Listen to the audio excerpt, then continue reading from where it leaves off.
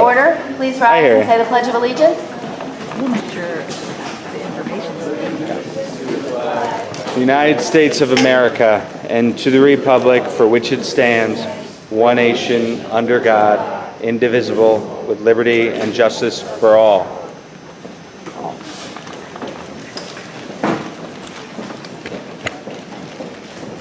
Thank you, everyone, and welcome to our guests.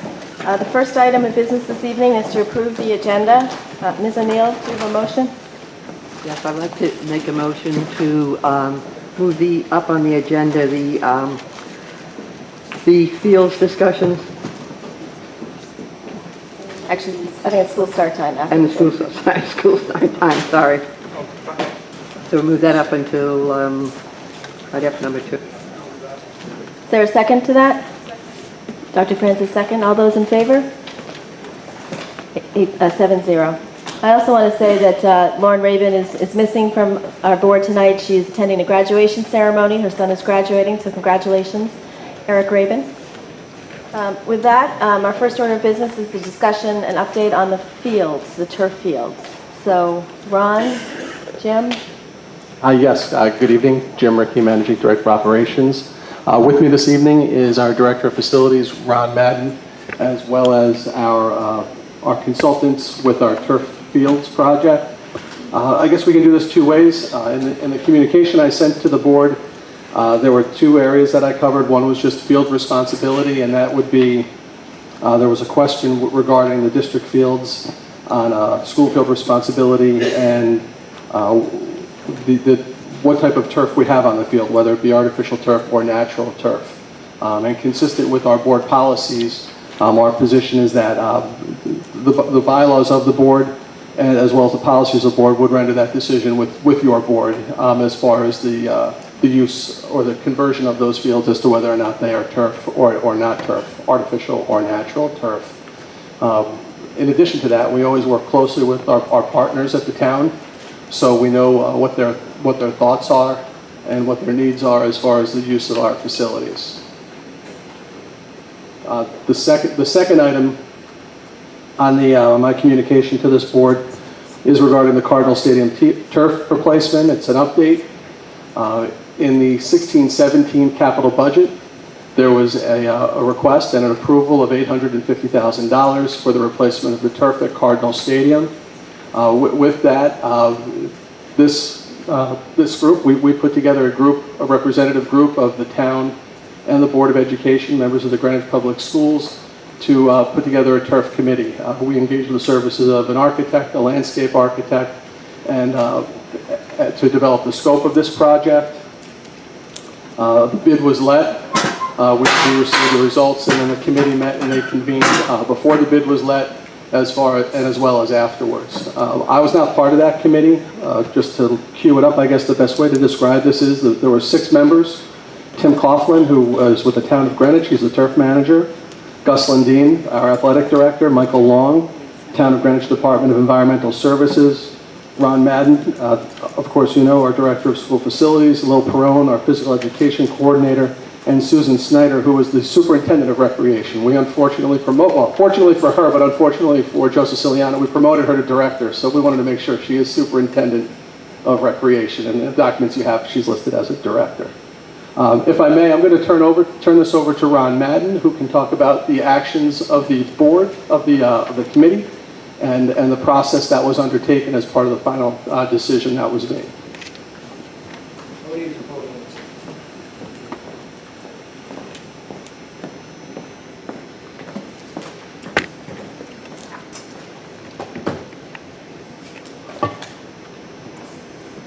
So as you know, we did make a selection.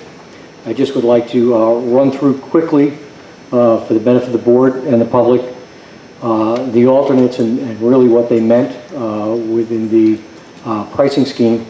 So we did have a base bid of crumb rubber. On top of that, we had an alternate 2, which was for black EPDM virgin rubber. Our alternate 3, this is in lieu of the crumb rubber. Our alternate 3 was green EPDM rubber, and that's green meaning just a coloring, not a element of being green. 4 was the Geofill, which is an organic. Geofill is a trade name, so I'm going to call that organic fill from here on in. Number 5 was the coated sand, which is the EnviroFill.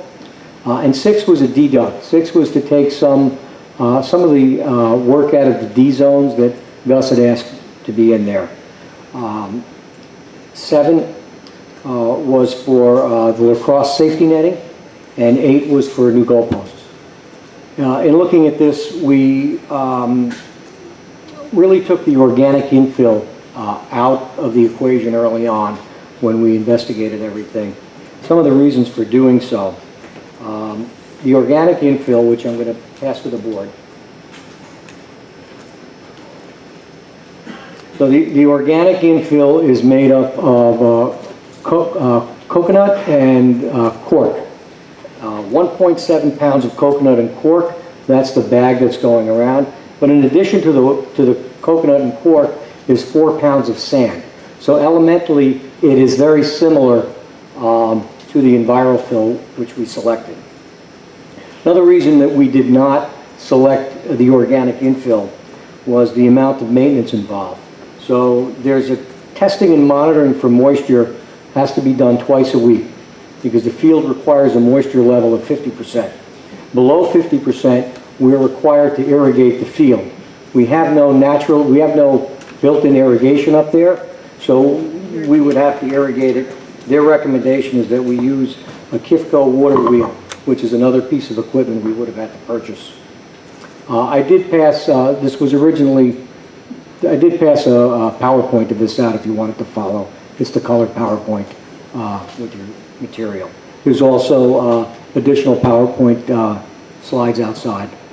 We would have needed to purchase an additional groomer, which is called a Geo Groomer at $7,000, which is proprietary.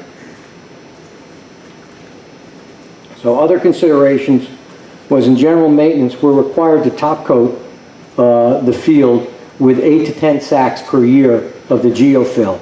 A sack weighs 1,540 pounds. And because this needs to be done by a certified person, we would have to spend about $6,000 a year in additional expenses having somebody do that. Another consideration was the athletic director. He has the field plowed for winter practice.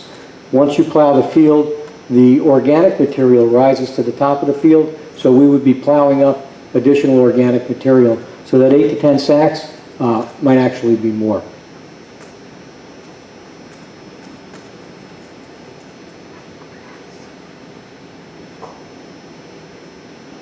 So let me tell you why we picked the EnviroFill. So this is the EnviroFill. So first off, the EnviroFill is it conforms to European standard EN 71-3, and that is the safety test for children's toys, which exceeds the U.S. standard of ASTM F963. So this exceeds the standards for toys in this country as well as in Europe. We received a toxicology review by Duke University that deemed EnviroFill to be non-toxic. EnviroFill's ingredients are sand, acrylic, and the acrylic has a microban coating. The microban coating is optional. If we decide to receive it, we can receive it without the microban coating. As far as how long EnviroFill's been in use, it's been in use in 2005. It's currently in use at Greenwich Country Day School and South Windsor High. We listed those because we visited Greenwich Country Day, and Gus Lundin, our AD, has a relationship with their AD, and their AD loves the stuff. Another reason that we selected the EnviroFill were the maintenance costs involved. Regular grooming is required, as is with the organic infill, but we can do the regular grooming with the material that we currently have. I spoke with the facilities director at Greenwich Country Day. They've had the EnviroFill for 5 years. They've not had to top coat it. It's the same material that's been in there. The EnviroFill is much heavier than the Corkinut, which is the organic infill. So it stays in place. Being that it stays in place, it has a better playability. So it's cooler than the crumb rubber. It's about equal to the organic fill as far as being cool. It has a more consistent ball movement around the field because it stays in place. That was one of the benefits for our AD. The product is warranted for 16 years, and when we're ready to change the field in about 8 to 10 years, we can vacuum this material up and reuse it and respread it. So we get at least 2 uses out of it in terms of the life of the fields. So for all those reasons is why we had selected the EnviroFilm. If you have any questions, I hope I can answer them for you. If not, I have my consultants here, Alan Hubbard, who's the selected vendor, Joe Fuller, who's the architect who helped us design it. Sorry, you have a question? Yes. Ron, before I open it up for questions, can you just address the other alternate, the crumb rubber, how your committee dispensed with that? All right, we looked at the crumb rubber. We did look at the Connecticut Health Department reports, which showed no causation between crumb rubber and cancer. Now, there may be a correlation, but causation is not necessarily a correlation. So based on the peer-reviewed studies we have, we couldn't find any data that said that crumb rubber puts us at risk. Additionally, I asked our vendor, I said, what percentage of turf NFL stadiums are crumb rubber? And he told me 100% are crumb rubber. Ms. Dayton? So my questions are primarily on the impact on our watershed, and I know in the material from EnviroFill it says it's generally not hazardous for water, but there are concerns from our neighbors across the street in their residential development about if we select the product with coating, how that affects the water supply. So the coated sand is much heavier than the other fills, so we expect the coated sand to stay on the field and not migrate. And again, based on Greenwich Country Day not having to refill their fields for 5 years, we anticipate the fill staying on the field. I have one more. If we select the product without the coating, how does that change the lifespan of the product's use? Well, we wouldn't select it without the coating, because the coating is we'd select it without the microband. I should have said Right. that. So, and I'm not exactly sure, because we could go back and look to inquire if we wanted to not have it with the microband. Remember, that's also something that's still used in the children's toys, high chairs, changing stations. It's very common. Mr. Bernstein? Just one quick follow-up before I ask my question. You said Country Day hasn't had to do any additional fill in 5 years. Do you know, do they plow it in the winter? I don't know if they do. Okay. As for my question, I'm holding this in my hand and I've played with this a little bit. There's no give to the EnviroFill versus the organic. Wondering if anybody's done any studies on injuries. So we have a shock pad that's being installed under the turf. So we have to test the field regularly. It's called a Geomax test. They basically drop, please correct me if I'm wrong, G-Max, sorry. It's an 11-pound ball, which is supposed to simulate a head, and they're supposed to get a bounce out of that ball. So that's one of Parks and Rec's responsibilities in maintaining the field. I guess the follow-up is I'd like a comparison of the two. I will, and I haven't presented this report yet because I haven't vetted it to be peer-reviewed, but Gus Lundin sent me a report yesterday that said the heavier the fill, the less likely a concussion. So again, I haven't vetted it, so that's why I haven't presented it. I'll vet it, make sure it's peer-reviewed before I send it to the board. Dr. Francis? So I am very pleased to see that the crumb rubber is not being used. I mean, I try to be logical and scientific in evaluating things, and I think it's correct that there are no specific studies showing that there is harm, but when I was looking around, it looks like the CDC and the Agency for Toxic Substances and Disease Registry is now starting a study on the crumb rubber in 2016 because of the known 20 chemicals of potential concern that are found over those crumb rubber fields. So I think the lack of causation doesn't mean there isn't a problem, as you said. So I think it's probably good for us to be cautious with that. So I applaud that. A question in terms of the cost. I mean, I understand, the outline of all of the costs. In addition, if you're going for the geofill or the coconut and cork, But it seems to me, if I'm understanding this table correctly, that right up front, the EnviroFill is substantially more expensive. So have you done a comparison when you, I mean, if you look at 6,000 or so a year, Right. plus the 6,000 is about 70,000 extra compared to the 180,000 extra over a 10-year period or so. So because Spin Turf has a, and again, we also have to count the man hours, which we don't have in here, that Parks and Rec would devote the additional man hours. But we were able to negotiate a $15,900 deduct on the EnviroFill. So that would be off of the $100,200 price that's there because they have two current jobs coming up, one in Amherst and where's the other? University of Massachusetts, Dartmouth, where they're using this. So we're able to get some quantity discounting on the EnviroFill, which makes it much more attractive for us. And again, we have to remember the one thing we're limited to in the town and both the Board of Ed is labor. So there's a lot, this is the organic infill is a lot more labor-intensive process. Can I just follow up? So just to follow up a little more specifically, because I tried to look up sort of what is standard requirements for fields, and I had a hard time, but it seems like there's all kinds of brushing and raking and thinging. What I don't see on here is what does the EnviroFill require on an ongoing basis sort of to be able to compare? My understanding, and please correct me if I'm wrong, we just need to comb out the field? needs to be groomed about every 100 hours of play, which is standard for a sand and rubber field as well.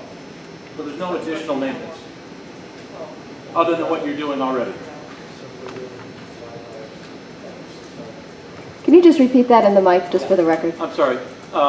Generally, a synthetic turf athletic field is groomed after about every 100 hours of play. That's typical for a sand and rubber field, and it would be equivalent for the EnviroFill infield field as well. I'd like to address Mr. Bernstein's question, if you don't mind. Your comment was that the EnviroFill doesn't seem to have a lot of give to it. In the proposed systems for your school, which are very similar to installs that we do around the country, the turf system that you have that's proposed will require 6 pounds per square foot of EnviroFill. The organic option, as you can see by the organic sample, the organic product, very light, very fluffy product. Because it is so light and fluffy, it is not heavy enough to hold the field down. So with the organic option, there would be first put down 4 pounds per square foot of natural sand. So the field will not be comprised of 100% EnviroFill, it would just be a small portion on top. The thing that gives the field resiliency, whether it's organic or EnviroFill, is the shock pad underneath it.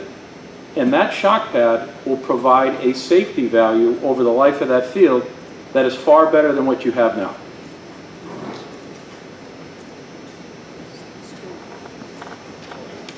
Mr. Scher? Ron, I was glad to get that spreadsheet, but I didn't want to create another spreadsheet because it was essentially a list of prices, but it didn't really, I didn't have a sense of option A versus option B in terms of total cost. Was there another document that somebody prepared to compare, I guess, if whatever time you guys decided to look at it, 10 years or whatever? No, we didn't have another document. What we So had. is there, I just feel like I don't know that I'm looking at apples and apples. Right. So what we knew with what we presented was that we had a $6,000 a year outside vendor cost. Plus we had another amount of time devoted by a Parks Department employee to go twice a week to test the moisture. Then we also, depending on whether the moisture was above or below 50%, we had watering time involved. These are all things that we don't have to do now and we wouldn't have to do with the EnviroFill.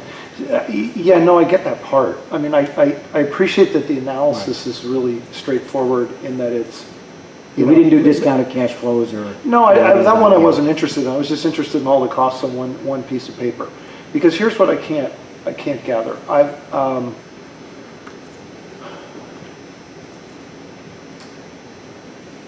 I'm not sure when we put the original fields in at Greenwich High School, right? 8 years ago, 10 years ago. 2004. Yeah, it was a long time ago, right? 12 years ago. Okay. What we knew then versus what we knew now, world changed, right? You know, I don't have any generalized reactions against EnviroFill per se. But knowing what we went through with the other fields and what has happened with the fields nationally, I'm kind of I think I'm looking at the decision maybe a little bit differently than the committee did. Nothing to take away from these gentlemen's firm or their proposal. It seemed to me if we had an organic option, right, and I recognize that this is effectively coated sand, which is better than rubber, okay? But then I have an option that's really, I get the point, 4 pounds of sand, 1.8 pounds of organic material, I got it. I don't know what that's worth, but my default, my natural inclination is, in our town, it's pretty clear, I think, not just things we've gotten from the board, into the board incoming notes, but if I went out and canvassed people, I think they'd all probably say, oh yeah, if you can do that, I'd prefer it to be an organic product. But I don't have a sense of what the costs, the cost differential that you're talking about. To me, $15,000 a year, de minimis, worth it. You know, that's a judgment. But without seeing the whole analysis, I don't really know what I'm looking at. I want to say thank you to the committee for worrying about every dollar that gets spent in this town. But at the same time, in this particular area, I don't know whether this is the right trade-off. If you were to tell me this was $500,000 a year difference every year, I would know the answer to that. At these numbers, I'm not sure I do, and I feel like I'm making a decision without complete information. So I will say that organic doesn't always mean better. And again, we are still dealing with sand on the field. And if you will, you know, sand is made of silica dioxide, which is a lung irritant. That's the reason that the EnviroFill is coated, so that you're avoiding that lung irritant in the silica dioxide. Am I correct? It's a positive, yes, it's coated. It's a known irritant. This is the information we got. So the difference in here is that one product has a coating, and the other, because they're both comprised primarily of sand, and the other product has coconut shell and cork added to it.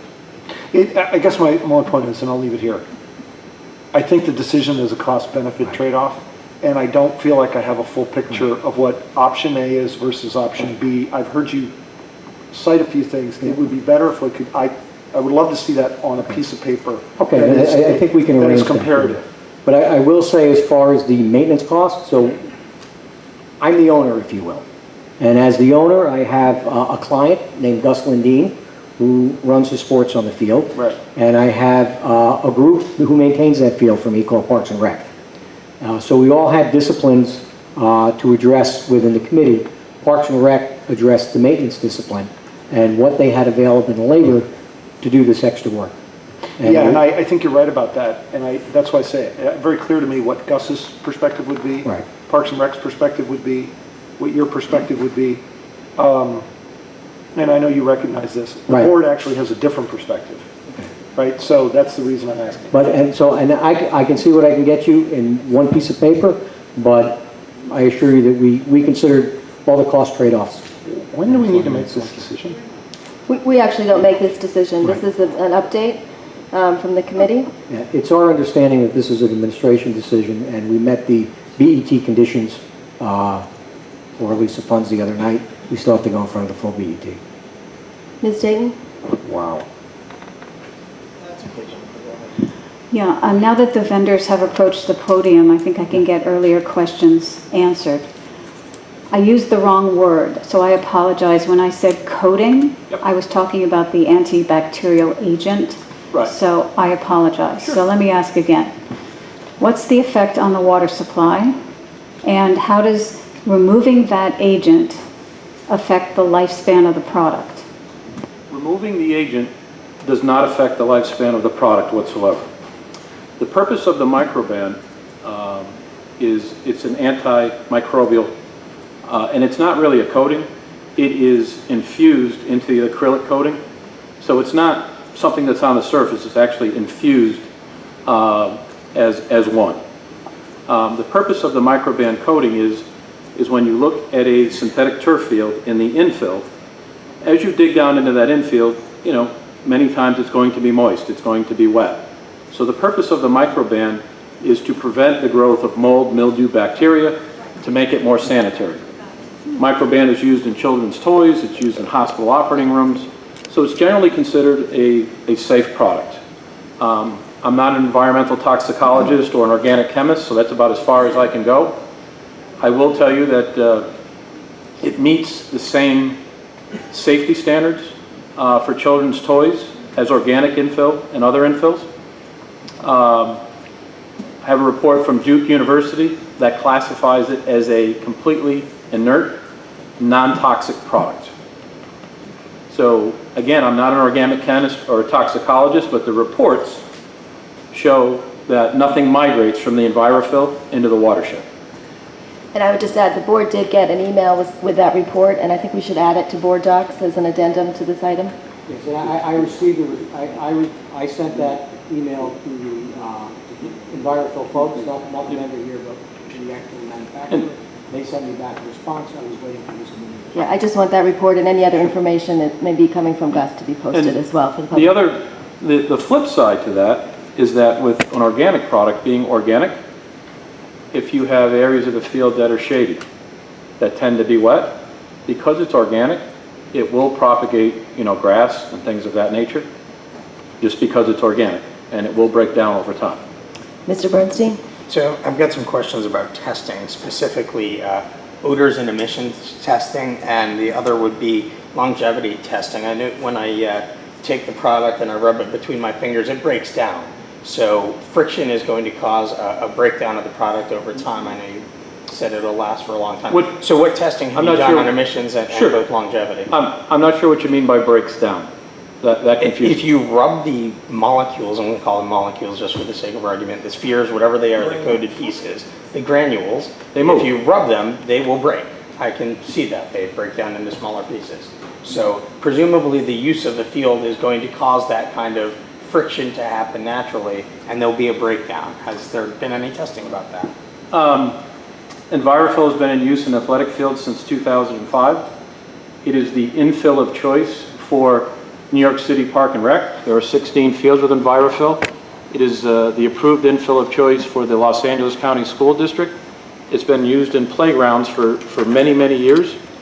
The basis of EnviroFill, please understand, is round silica sand. I've not known it to break down. It is considered to be non-toxic. It's odorless. There's nothing that's going to rub off on the kids if they slide on it. It is the preferred infill of choice for toddlers' playgrounds because it is so sanitary. It is warranted for 16 years.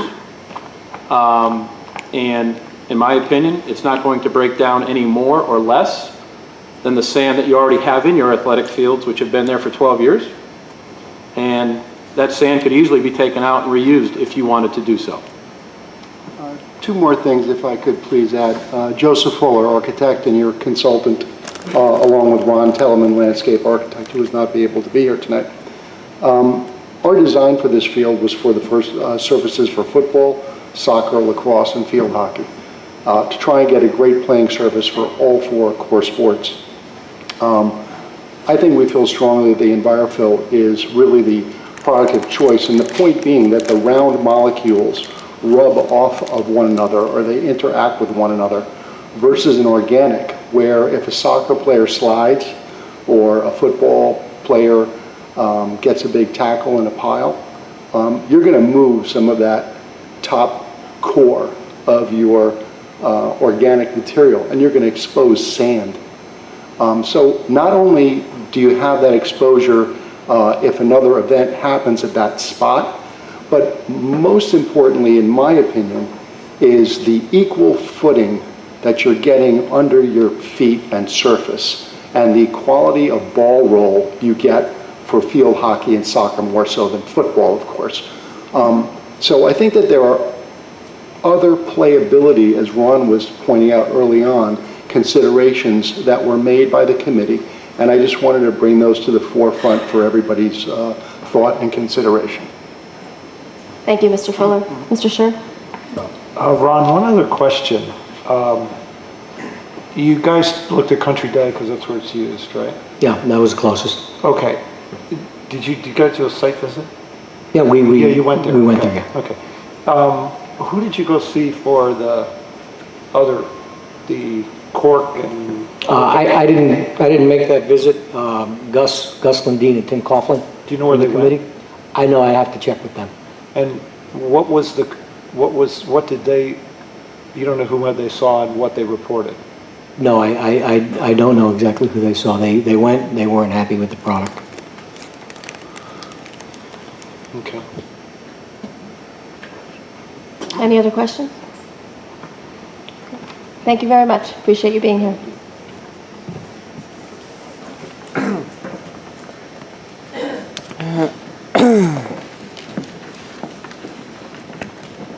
The next item on our agenda is the school start time recommendation. Dr. McCursey? Tim, do you want to stay seated or come up? What's best for you? Okay, and Cynthia. All right, and then we have an extra mic there. I see, Cynthia, if you want to sit where you want, there's a mic. Let me just introduce what's here for the recommendation on the school start time. Joining me in discussing this is Cynthia Womack, the project director for the school start time initiative, as well as Tim Ammon with School Bus Consultants. Tim has been active on this behind the scenes with Tom. Tim will take a little bit of time to do some introductions so you see that he's been very, very active on this. Tom couldn't be here tonight, but Tim has been very active with this. And then Cynthia will also say a few things, and we'll open up for questions. First off, I want to reiterate, as I think the board knows, that this sequence is that it's recommended tonight, May 12th. The vote is until June 14th. So the typical sequence is first meeting of the month recommendation, second meeting of the month if the board chooses a vote. We built in from the start on this a 2-month period, so there'd be several meetings here. So plenty of opportunity for the board to engage in questions about this. We also have on May 23rd, if I have my dates right, another public forum on the topic, and then the next morning a public forum, the 24th. So both an evening and at morning public forum for further discussion. The recommendation here, to make it very simple and clear, is I am recommending that school start times as of fall 2017 change. As I've said all along, more work will be required to make that recommendation a reality. What is here are, though, 3 recommendations, all of which are very specifically analyzed, and the money issue, which is quite significant still. If you had the money to do this tomorrow, you could run all of this tomorrow. These are bus routes and bus plans that fit with exactly what we're doing in Greenwich and would work perfectly as we think about what we're doing with our independent and parochial school obligations. And that's the strength the School Bus Consultants has brought to this process. The recommendations are 3. Option 3 is one that was out for review through surveys, public comment and forums, and all the rest. It clearly, through all that feedback, and my own looking at the evidence beyond the particular surveys, came back as the strongest preference for parents and families. Let us be clear that the staff did come out not supporting a change. They came out for option 8, which was status quo. They remain, though, very constructive to whatever the decision is. They are open to that. I've had conversations with leaders of all of the staff associations, and they understand at the end of the day we're all here for our students and all the rest. So my recommendation from those known ones is potentially option 3. In listening to all the feedback, it came clear that we need to begin to think about possible variations. So anticipating what some of those variations might need to be, I asked School Bus Consultants, and I myself did that, I asked School Bus Consultants to run 2 other options. To put very simply, and it's all in front of you, option 3 would delay the school start time at the high school by 30 minutes, moving it to 8 o'clock, with modest changes at the elementary and middle school level. Then I asked for two other options, one which would be a 45-minute change to the start time at the high school, and the other which would be an hour change to the start time. In both of those other options, while there's a 45-minute shift in one of them for our early start elementaries, it's largely the same for elementary and middle school. The feedback we've been hearing the last several months is, while this is a district-wide impact, a district-wide issue, try and keep the elementaries and the middle schools as close as possible. The other thing going on in these recommendations is we are trying to look at, can we have a standard elementary start time? So all of these recommendations do that. In the materials, a reminder to the board that we right now have an early start elementary, 8:15 every morning, and a late start elementary at 8:45. So, but we've tried to collapse those into a single, so that's what all of these options have. The costs of these various options are here. The materials presented in some 15 pages, so this is very tightly presented, do go through a summary of the research. I thank committee members for helping us to draft it. I did review every single word and sentence in this, so I do own what's here in terms of the final product. So I will take ownership for any errors and mistakes, but the committee was very helpful, particularly some members, in drafting what's here. We wanted in this document to capture the key summary work on the science and other positive evidence and mixed evidence on changing school start time. Finally, here is an outline of what we call Blueprint for Change. School bus consultants will help us with that. Once the board on June 14th has voted on whatever the next direction is, that is when we would go to work on that Blueprint for Change. In my view, it does not make sense to begin building that Blueprint for Change until we actually know the option we're building the Blueprint for Change for. It might be one of these, it may be something else, it may be another one, but that's what we'll do after June 14th. But the last part of this document speaks to all of the key areas that would be addressed in that Blueprint for Change. Let me turn to Mr. Ammon to see if you could give us a little more detail. Tim and I talked at length yesterday.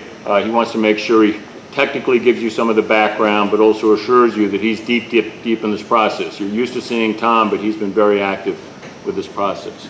Yeah, so after thank Tim, you. then, Cynthia will do a little summary on the survey. Phil Dunn was the technical person behind the survey. There may be questions for Phil on the actual technical aspects of the survey. So that's our plan, and we'll open up for questions from the board. Great, thanks. Madam Chair, members of the board, Dr. McCursey, thanks for having me. My name is Tim Ammon. I am one of the partners with Tom Platt in School Bus Consultants. We have been participating in this process since the beginning, including the design of all of the analytical methods that went into the development of both the models and the routes that were constructed in order to assess each of the individual options, and in the process that I think Dr. McCursey covered very well, which was essentially one that begins with the baselining of the existing system in order to assess where we are moving from and to evaluate what necessary changes are in terms of both resources from a financial perspective and also resources from an asset perspective and the ability to deliver services. One of the things I think that is important for folks to know is that as part of this analytical process, clearly what we have heard and what has been expressed over the term in which this topic has been discussed is that there is a necessary consideration around two particular elements, and those are the baseline constraints that go into the design of the models, and then the variable elements that we can work with in order to assess where we may be able to make changes to allow for efficiencies to occur within the system. Predominantly, obviously, those were within the times themselves, but they also fall into, as we go forward, in the actual design of the routes. And so I think it's important to note that the Blueprint for Change and much of what is covered in what is effectively the second portion of this process focuses on looking at the option that is selected and where the board is providing guidance in order to try to continue to evaluate where we may be able to make changes to reduce essentially what is, out of all three options that are being recommended, a net increase in cost. So how do we mitigate those net increases through additional routing efficiencies? And how do we do that within the context of each of the individual elements that are discussed within the Blueprint for Change that are included in your packet. And I don't know, just Cynthia, you want to summarize, if the board would like, we can summarize some aspects of the survey, or we can go right into the questions. What would you prefer? Okay, I just want to highlight some key information about the summary that was disseminated the last 2 weeks of April 2016. I'm Cynthia Womack, the project manager for this initiative. The goal was to identify option preferences from a variety of stakeholders categorized as parents, certified staff, non-certified staff, parents and staff members, parents and non-certified staff members, and secondary students in grades 6 through 12.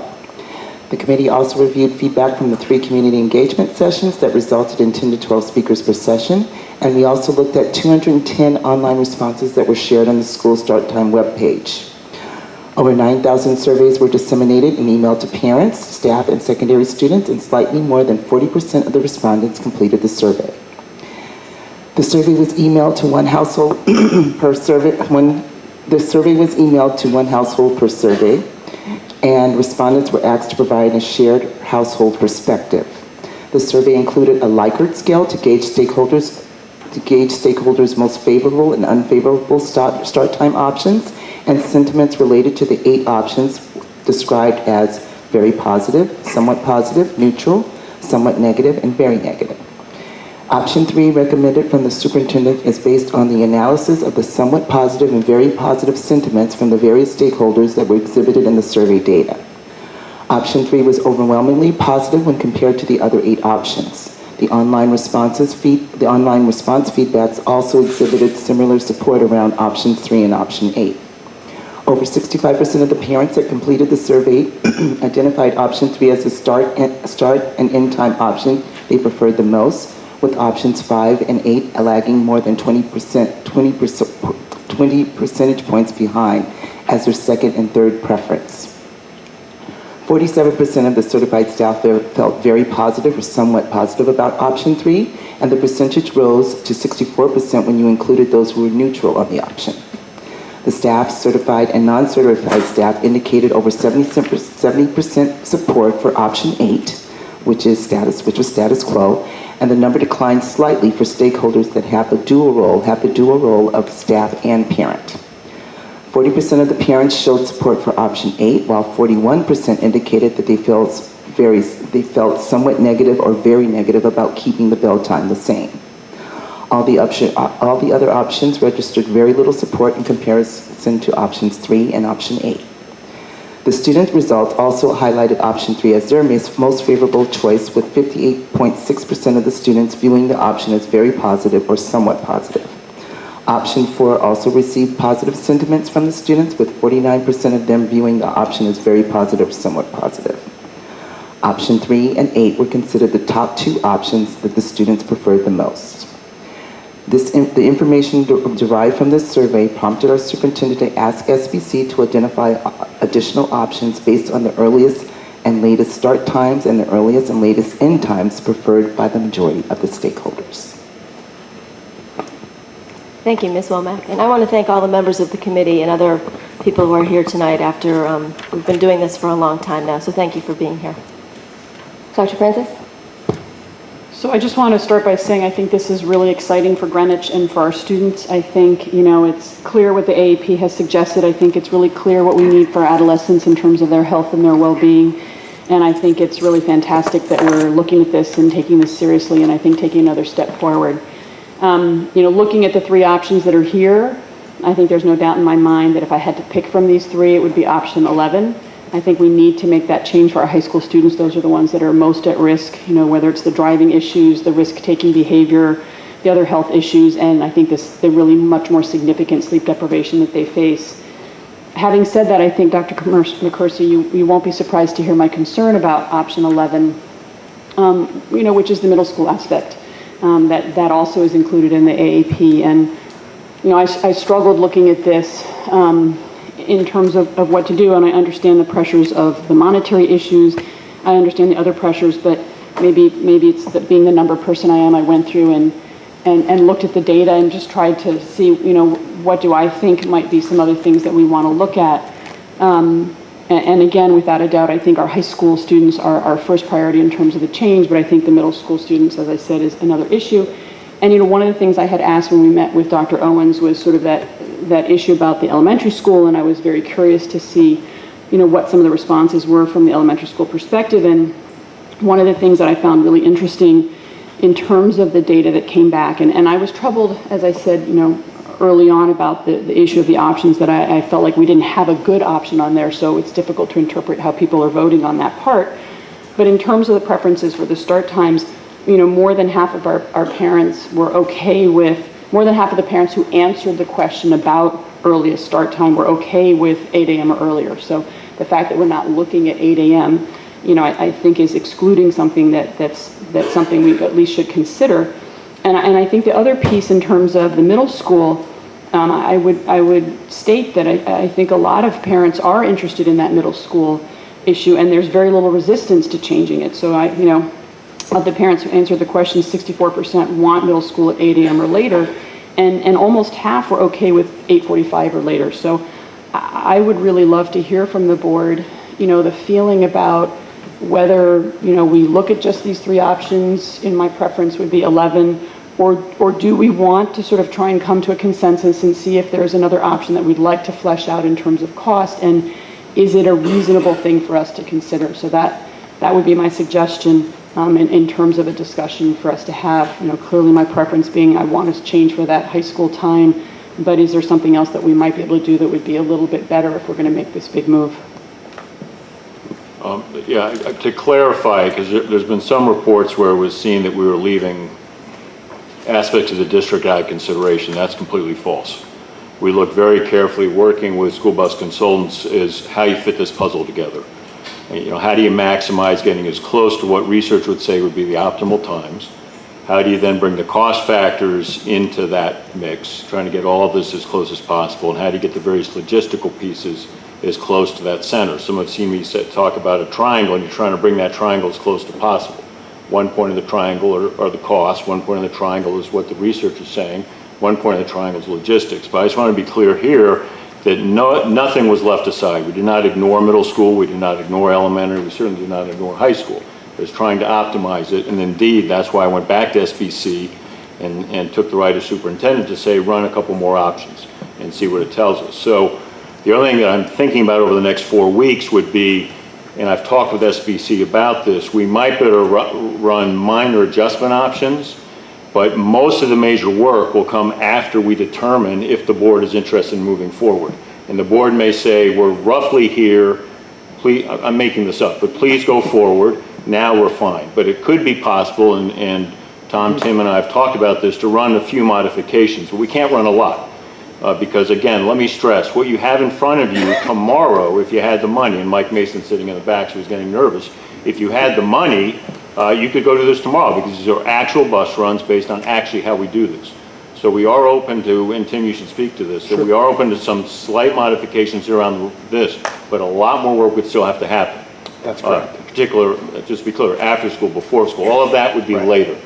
But is that fair? Yeah, that's fair to say. I think that's absolutely right. And I think, certainly with direction from the board this evening coming through Dr. McCursey to us, we will make clarifying changes to the extent that we can for some of these. The primary concern is around the development and design of multiple additional scenarios becomes a little bit more problematic relative to the time frame. Mr. Bernstein? I think at this point, we're basically looking at a range of times. I don't think we're looking at unlimited scenarios. So I think we need to start to focus in, right? There's a beginning time and an end time that are logically possible. And right now, looking at this, cost is a huge factor. We are obviously under a crunch, so we need to keep that in mind. But I still think we're missing traffic studies. Really, time on bus is very important to me. Changing the start time may change the amount of time kids are on the bus. It may mean they're on the bus for a lot longer, and that wipes out any start time. So we need to factor that in. Middle school, as Dr. Francis mentioned, that's a huge factor for me. Almost all of the studies that are cited in this also talk about adolescents, including middle school. That's huge. And I'll say it, elementary starting at 9 o'clock is kind of a non-starter for working parents. It is a burden on them, and it's something we need to be aware of. Mr. Stern? I'm not quite at the part of drawing conclusions yet. Okay. Maybe you can help me. I look at, and I apologize because we hadn't seen these extra options that you guys ran, so they're fresh. Sure. If I look at option 9 and I look at option 11 and I contrast the two, and the obvious difference is 15 minutes of high school, but the cost differential is $360,000. Correct.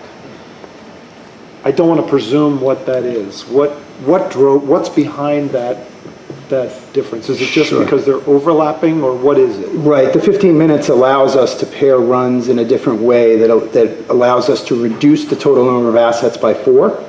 So that 15 minutes provides actually flexibility for us to repair, I don't know, have the exact number in front of me, but something around 22 different sets of buses that allow us to take 4 buses out of the system, and that equates to the $360,000. It's 4 buses throughout the day. So it's both, yeah, AM and PM. Okay, so it's 15 minutes there. Is there a derivative of option 11 that is not option 9 that moves the middle school at all that you guys looked at? Not fully vetted, but just I think there was something my trouble with this similar. is I don't know what the sensitivity is. Sure. Well, I think, as you start to look across the full range of options that's in the table at the end, you start to get some feel for what the sensitivities are.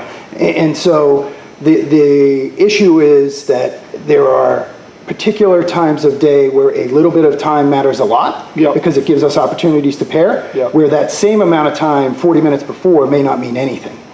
Right, so it is the 2 windows that matter. It is the amount of time and when that time occurs that creates the opportunities relative to the ability to use assets more efficiently and to control the cost more. Okay. One other question. Your partner was here last time, and let me phrase it differently. He was here twice. Yeah. The first time he was here, he enumerated a number of additional optimization opportunities, things we could do that for the early passes we held as constant. Okay, we just said those are constraints. They're, you can't work with them. When he came to see us the second time, I got very confused because his answers more or less changed. So maybe those two cancel each other out. Okay. Okay. But what he did say is that, and I'll give you an example of one. When he was here the first time, he said, one of the opportunity, which is a policy decision for the board, is you could actually decide you're going to run at some capacity level. When he came the next time, he said, you absolutely would never do that. Okay. And I don't want to talk about that. I'm just giving you as an example. My question is, if I select an option, I think what he suggested is, what you should do is select an option. So let's assume, for the sake of grin and giggles, I select option 11. Okay. Then he said, then from there, we would actually work that option to optimize it. You wouldn't try and optimize it 5 or 6 of these. You would try to optimize 1. That's correct. Right? So could you talk a little bit, if we picked an option, what would an optimization look like, and without holding you to a number,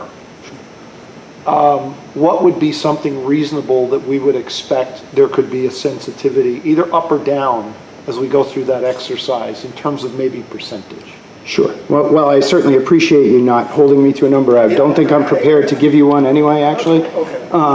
I think because it depends on what sorts of elements are possible in the optimization. Much of what we've held constant here is, and while there have been enormously productive discussions with folks at the independent schools, that's been held constant.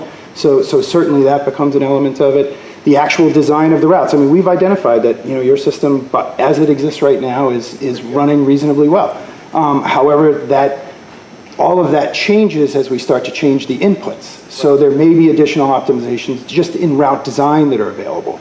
I mean, those ultimately become two of the big ones, but then there becomes other just small changes in terms of lefts and rights on an individual route that can create time that let you use that bus again. So it's part of the rationale for the phasing of this in terms of providing some guidance on an option and then allowing for, as part of the Blueprint for Change process, the continued analysis of the routes in order to essentially operationalize them. That's part of the rationale for that phasing that way, because it does allow us to look at a very, very micro level where those opportunities might be. Ms. Dayton? So I want to pick up on some comments of my fellow board members. On the optimization opportunities, the one thing we don't have to wait for until the June vote, I would think, is trying to take apart that contract and see where we can achieve cost savings, just based on the bus contract itself. Can that work be done between now and June? I know, Jim, I don't know if you want to speak to that. I mean, an advantage we have, and it's talked about here on the optimization list, is the new contract coming up. But we really wouldn't have any firm understanding until you actually put it out to bid. But Jim, do you want to speak to that a little bit? I don't think between now and several days before June 14th, because, for example, the board had this as a Monday, so you've had this 3 days. So I don't see how we do anything in that regard. It's a good question, for sure, but Jim, do you want to speak to it? That's correct. So we are entering the final year of our contract with our bus company, which is advantageous. We'll be bidding this late summer, early fall, so that we have the pricing in place for budget development. What I would envision is we would probably have a number of scenarios as part of our pricing sheets as we put out our RFP for busing services. Tim, I don't know if Tom shared with you or not, the RFP is about the size of well, dating myself, the Manhattan phone book, right? So it's pretty thick, right? A phone book. So it is pretty substantial. I wouldn't envision changes to the contract, but we wouldn't need that for this particular plan, because this would be an implementation in year one of a new contract year with the new bus contract. I was just trying to bring the cost down before the board considers. I have a follow-up. So if you look at the actual counts of parents responding on the middle school start times, it's really quite surprising and quite wonderful that about 600 prefer 7:45 or earlier, and another 600 prefer 8 o'clock. So there's a vast preponderance of support for more or less what we have at the middle school time, which makes option 11 hit almost every single objective, and I was very surprised. Ms. Womack, I'm going to ask you a question if you don't mind. Was there anything in the online comment section that stood out as something that hadn't already been looked at? Study that for tonight. We had You need the mic, Cynthia. We had outlined common themes a few weeks ago when we looked at that data. So I do have some of that information, just not prepared with me today. But no curveballs. I mean, I know the committee's been very representative. We have Bobby Walker from the Boys and Girls Club, and we have athletics and student activities, and as far as you can tell, nothing that we haven't already considered as part of our... Okay, thank you. Mr. Scher? I'm sorry, Ms. Applebaum remembered her question. So sorry. That one's a little aggressive there. So my question has to do with process and when we might be able to have certain information which could influence decisions about which option would be preferable and how we might proceed. And the information I'm interested in is about cost and where the offsets, how we might pay for it, when and where would that piece of this puzzle come into play, as well as the considerations of, is perhaps all things being equal, two options are viable, but one might be preferable for some of the issues that have been raised, whether it's having to do with extracurricular activities, childcare issues before or after school, athletics, the number of things which all can be addressed, but is one particular option going to be more beneficial in those regards? I mean, what's outlined here, and that's within the blueprint for change, would be after June 14th. I think the reality is that would be the work of the interim superintendent, the new deputy superintendent, because that, I mean, that's the timing.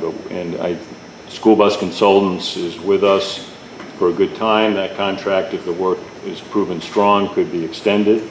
But I think the design is to get to all of those issues starting in the summer.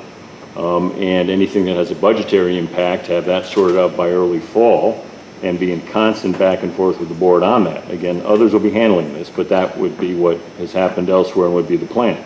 So it would be pretty frequent. So it may be over the summer some ways to communicate with the board, and that may not be possible, but at least by the fall, come back with very good understanding. But again, that'll be the work of your interim, your new deputy, new project manager, and we'll have to sort through that. Tim, can I just follow up on that? Because option 11, I agree with Jennifer that seemed to work for the majority of middle school parents. But and it also is the least, it's still very costly, but it is the least costly of the three options highlighted. In your experience with working with other school districts, when you get a number like this, how far can you whittle it down percentage-wise? I think, again, similar to Mr. Scher's question, it's difficult to tell. It sort of depends on what other elements go into the optimization piece. So I would hesitate to give even a percentage, because I think everybody in the room can multiply, right? So that would be problematic. I think we could get to a number if we were to give that.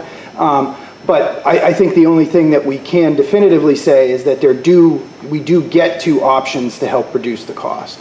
They are, in effect, not free as well, because they may result in changes to route times that people have been used to and available to for a long time, and there may be some concerns around that. And so, but there are almost invariably options to continue to achieve some sort of optimization throughout the system, that helps control the cost. Mr. Scher? Can you just refresh me? I'm going to use the wrong terminology, but just straighten me out. I think we're running a three-tiered system. Correct, yeah. 3 tiers, not only middle, but also horizontally, because if I remember, we're running a system for special ed, right? We're running a system effectively for public schools, and then we're running a system for private schools. Correct. Is that right? Yes. That is right. Okay. Reasonable character. And I realize they reuse equipment, but they're largely segregated systems, right? Okay. In the case of the private schools,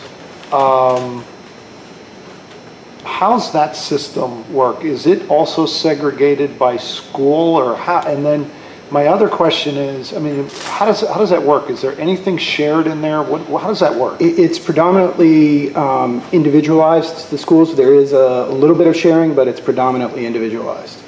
Okay, which means whatever system we run to transport kids for Sacred Heart is different than the system we run to transport kids for Brunswick. It may be not 100% different functionally, but it's specified to those students. They largely Correct. don't ride on the Correct. same bus. Exactly, right. Okay, and then remind me again that the private school kids, or public school kids and private school kids never ride together at all? Generally not, right. Is that generally, or ever? I think it's absolutely, with like maybe a couple of possible exceptions that are real small. So effectively, it's never. Okay. So our optimization opportunities are, one is in terms of how close you run the thing to capacity, right?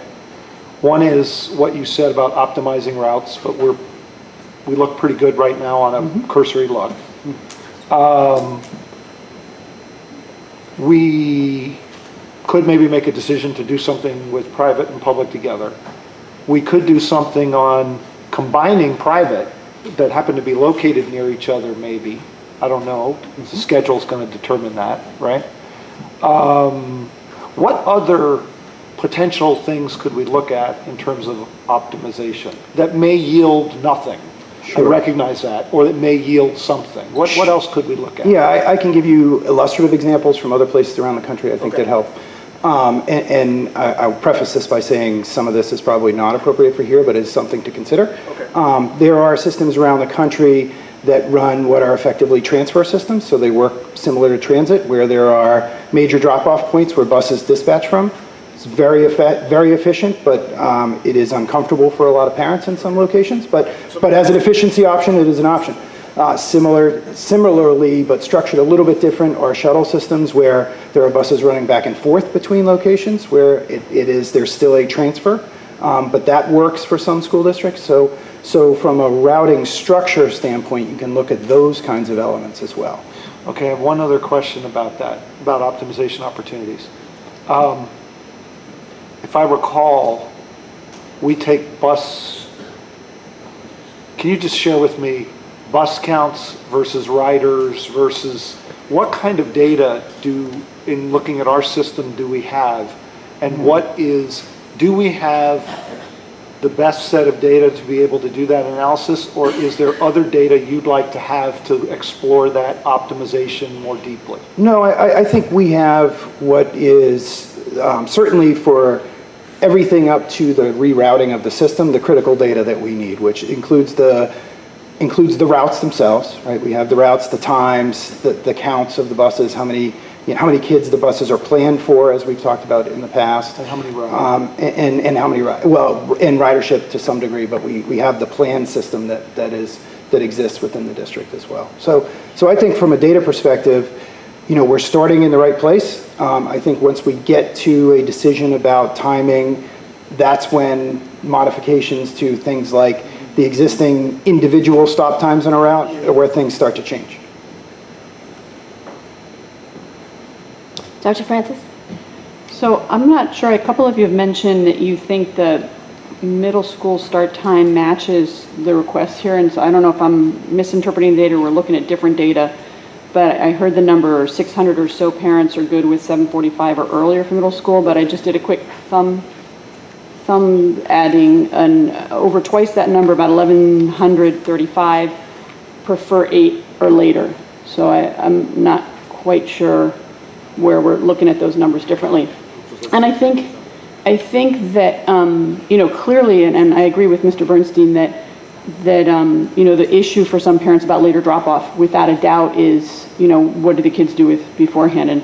And this was definitely an off-the-cuff conversation I had with our middle school principal when I heard some parents with that concern. And I said, we have after-school homework time or clubs. Would it be possible to try and do some of those kinds of things before? And I think in the report it certainly addresses that these are the kinds of issues we're going to want to think about if we make these changes to address these concerns. And I absolutely agree that needs to be a phase of it, because to make those times at that late, particularly something like a 9 o'clock time, and not address the fact that can be quite troublesome for some people, would not be doing our community service. So I happen to think we should look at earlier for the elementary school, but whatever we do and whatever we push later, I think we need to address that concern about what about families that are working or need that help in the morning, and how can we ease that burden? And I think that's an important thing to do.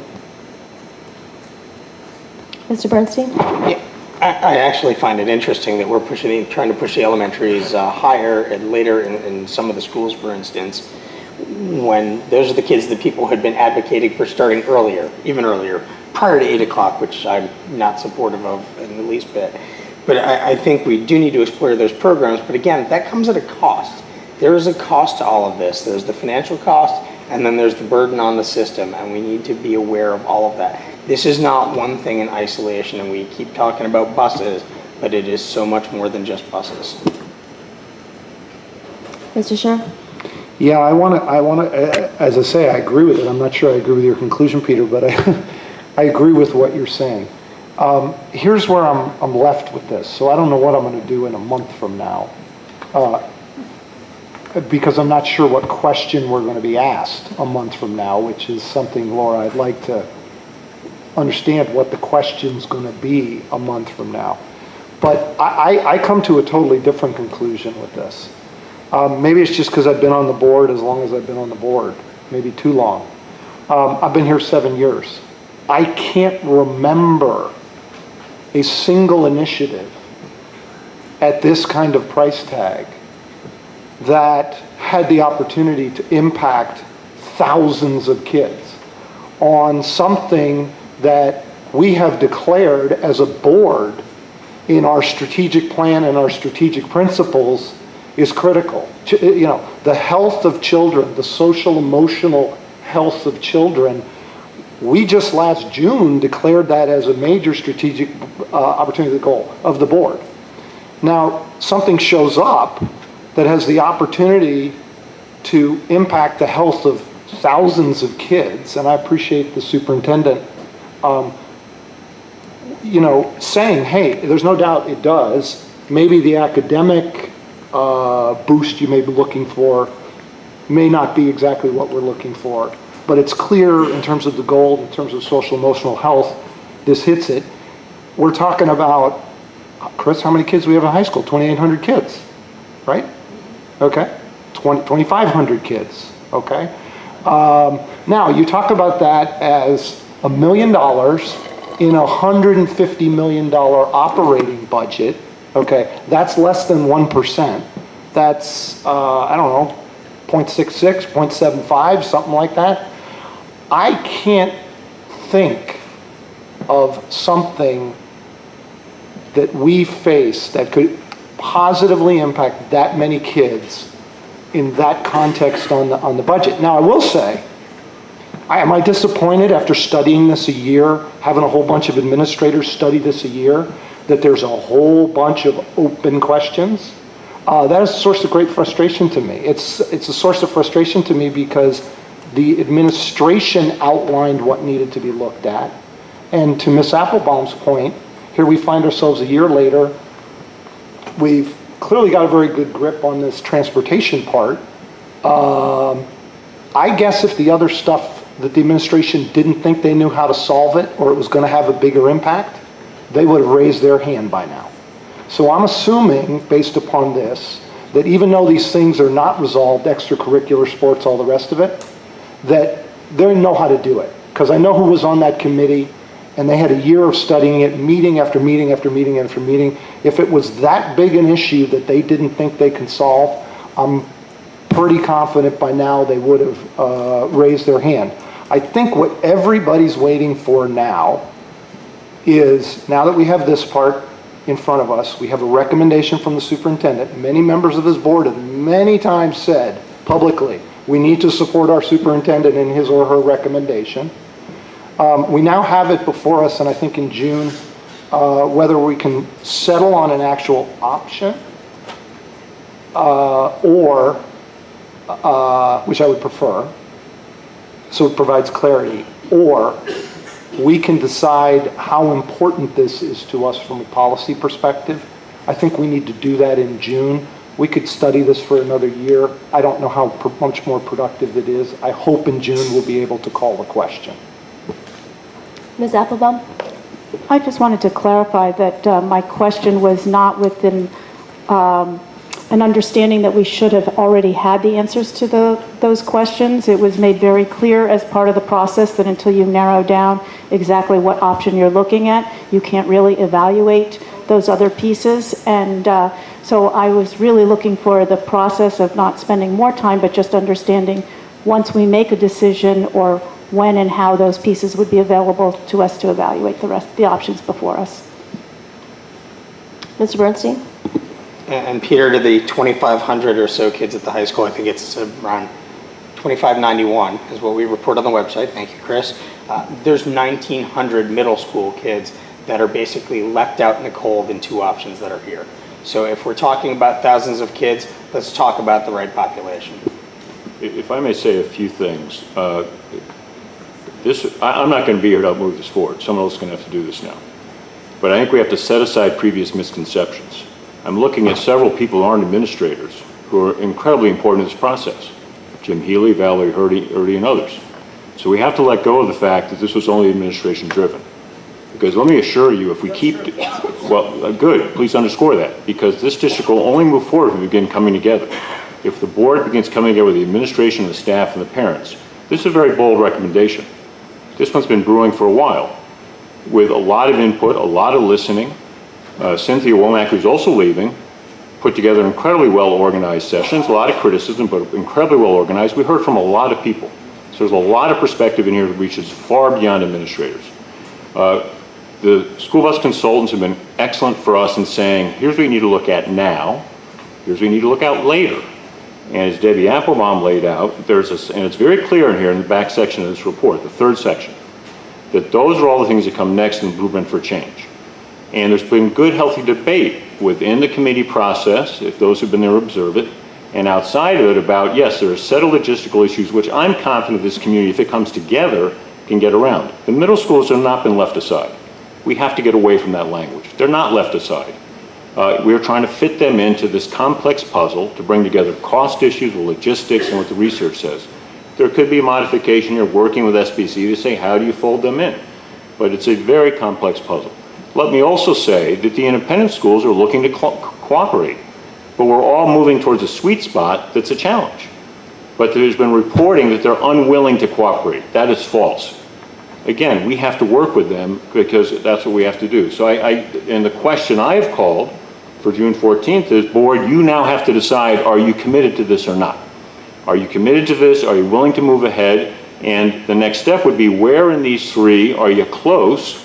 Where are you saying, dig down there more and get that more fine-tuned analysis, make those modifications? But this really is a time for there are coming together around this, knowing it's very expensive. We have a more expensive initiative out there called digital learning. That's been a bigger money amount per year, and so we have done this before at Greenwich, and 3 years in, that is working really well. We found a way to work with the town budget leaders to make that work. So I have hope for this. I have hope, but it's going to require a coming together because there's immense sacrifice from the staff. 70% of the staff said, don't do this, please, stay the same. But they're also committed to the children, and they'll keep showing up. Well, you got to do this in a good phased way. Dr. Francis? I guess this is going to be obvious in terms of how I feel about this, but I just feel that we as a board, as stewards for these students, as a community, I think we have a moral obligation to do what's right for the health and well-being of our high school students. And yes, I hope we can get that for our middle school students as well, but I think this is something we must commit to, and there will be things that we have to achieve and work on in terms of hurdles to improve this, but I think it's a commitment we must make. And I think, the issue of our strategic plan, I do not know how we can ask or say that a goal for our students is to learn how to care for themselves and others if we cannot do that for them. So I cannot state more strongly my feeling that this is something that we must do because otherwise we are really turning away from the health and well-being of our students. So I just want to reiterate that the board is going to take some time to think about this. We have a community forum scheduled for May 23rd and the 24th, and then we have a public hearing at our next regular meeting at Western on May 26th. So we look forward to hearing from the public on this now that an option or three options have been narrowed down from this. So thank you everyone again for your work on the committee and to all the administrators. And thank you, Mr. Amon, to you and your partner, Tom Platt, who was very helpful in the previous community forums that were held earlier. Thank you all. Thanks to members of the committee as well for us. Okay. All right, so the next item on the agenda is the STEM report with a revised addendum. So this is a report that the board has discussed before. There were questions submitted that have been answered in writing that have been posted on board docs. Previously, there was a board motion to add the previous board goal of algebra, 75% of students meeting algebra in 8th grade. And that has been agreed that a plan is going to come back in the fall. So what I'd like to do is just ask the board members if all your questions have been answered, if there's any additional questions, or if we can move and accept the report. Dr. Gayton? Oh, sorry, Dr. Francis? So somewhere on here I have notes on this, but one of the big things, and I noticed this both in the STEM and in the humanities reports, and I think I may have heard a technical explanation somewhat for this, but when we talk about achievement gap, to me, gap implies a difference from one group to another that you're comparing and you're saying, we don't want to see this difference. And in the reports, you have a lot of data about the grades or the schools or the things, and then you have a separate one that looks at different subsets, but it doesn't compare them to a control. So it doesn't say free and reduced lunch compared to not free and reduced lunch. It doesn't say, socioeconomic, so it doesn't say race versus not race. There's not an outline of what the gap is that we're specifically trying to close. So I think I'm willing to let that go for the moment, but I think as we move forward and looking at these reports, I think there needs to be a delineation of what is the gap, and then I think we need to say these are the strategies that we are using for this, and what's working, what's not working. So I think that gap needs to be defined, and then what are our plans with that? Ms. Dayton? Yeah, with all respect to the chair, I want to clarify what you said is coming back in the fall, because what was asked for was not to develop a plan for the 75% algebra goal, but to come back with multiple options. The superintendent was very clear on that he would present different ways that the board could consider advancing students.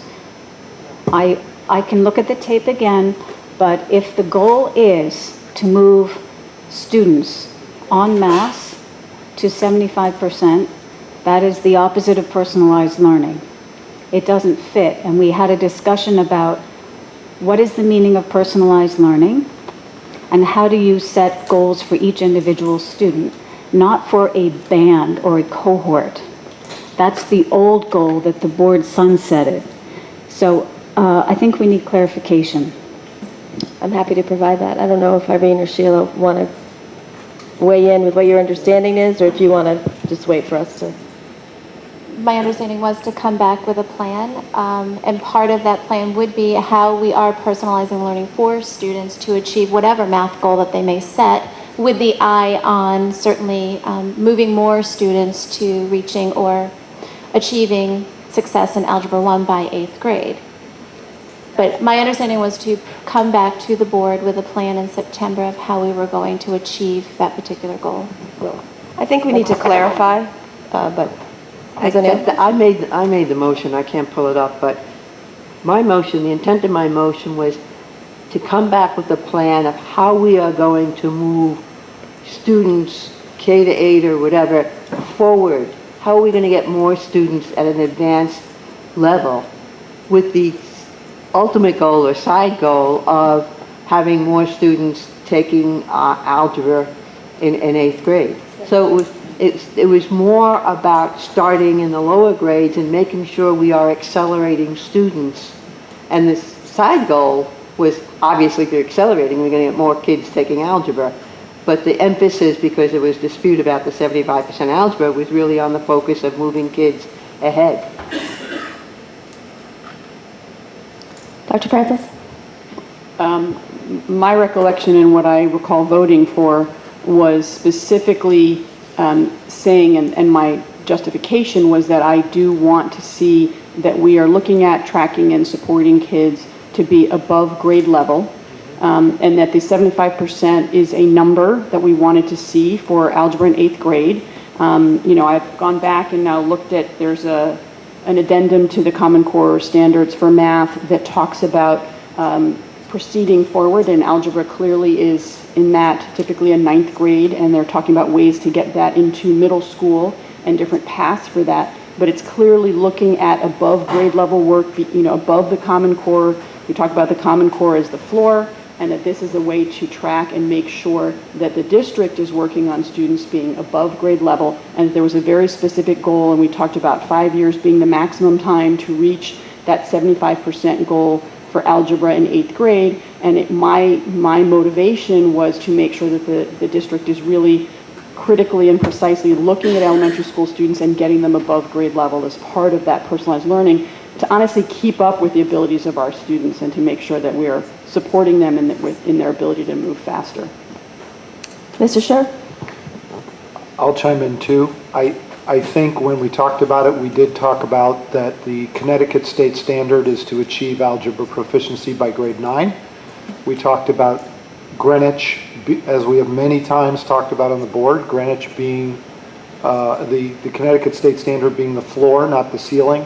This is I think we said this is a specific place in our curriculum where we could accelerate.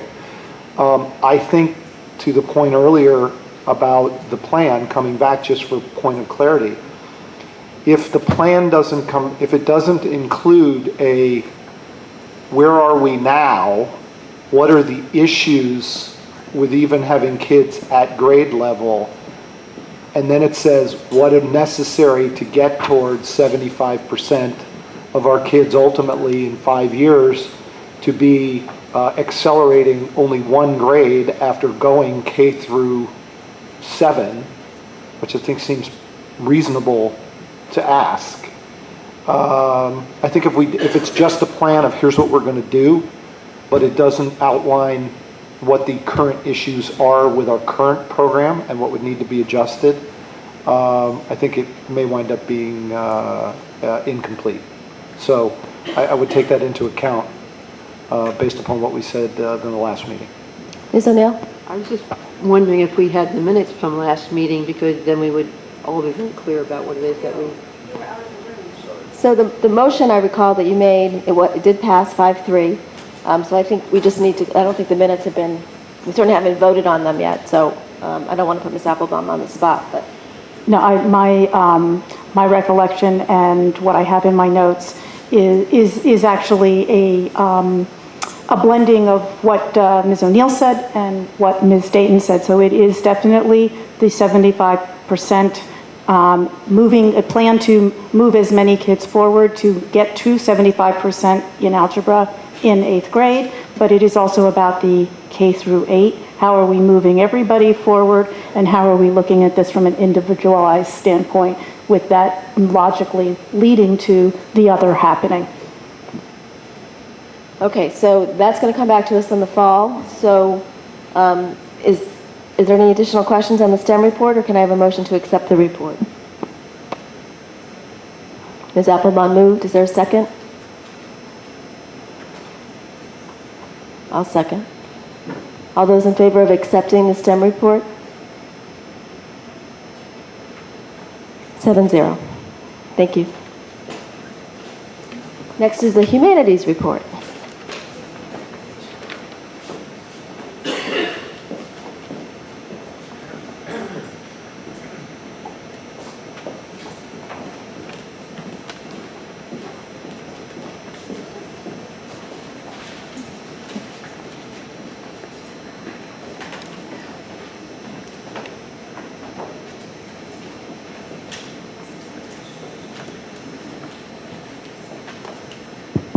We're ready. So in your board packet, you do have the Humanities Monitoring Report reporting on our progress last year. It's a comprehensive and informative review of the programs housed under Humanities, which is indeed, as we've learned doing this report, an awesome program, pre-K-12.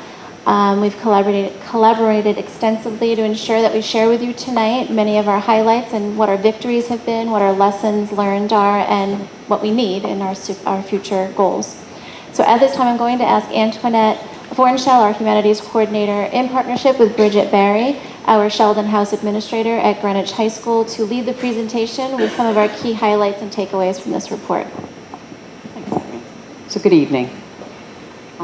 So you've seen the report, and we've received some questions. I hope you received the answers to those. We just thought we would start by highlighting a few of the key takeaways. I think first and foremost, we need to note that based on our standardized assessments, we have the SBA scores. The last time I was with you in 2015, we didn't have standardized test scores. Our conversation was about developing a new metric to measure our success. So we're pleased we're in this position now where we have our SBA assessment, as you know, and our students are well prepared to demonstrate mastery on their ELA standards as measured by the SBA.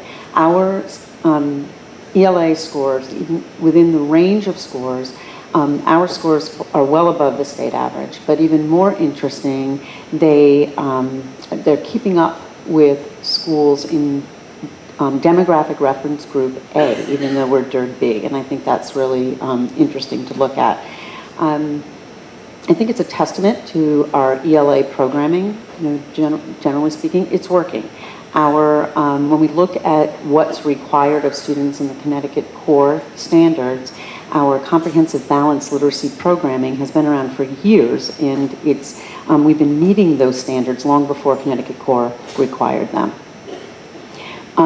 We also, of course, have now our universal screening assessment, the STAR Universal Screen, which is helping us, which has helped us put the formative assessment tools back in the hands of the teachers. So we've got standardized assessment data, universal screen data, and then the formative assessment data, diagnostic data that teachers are using. So we're better able to meet the needs of individual students or know what those are.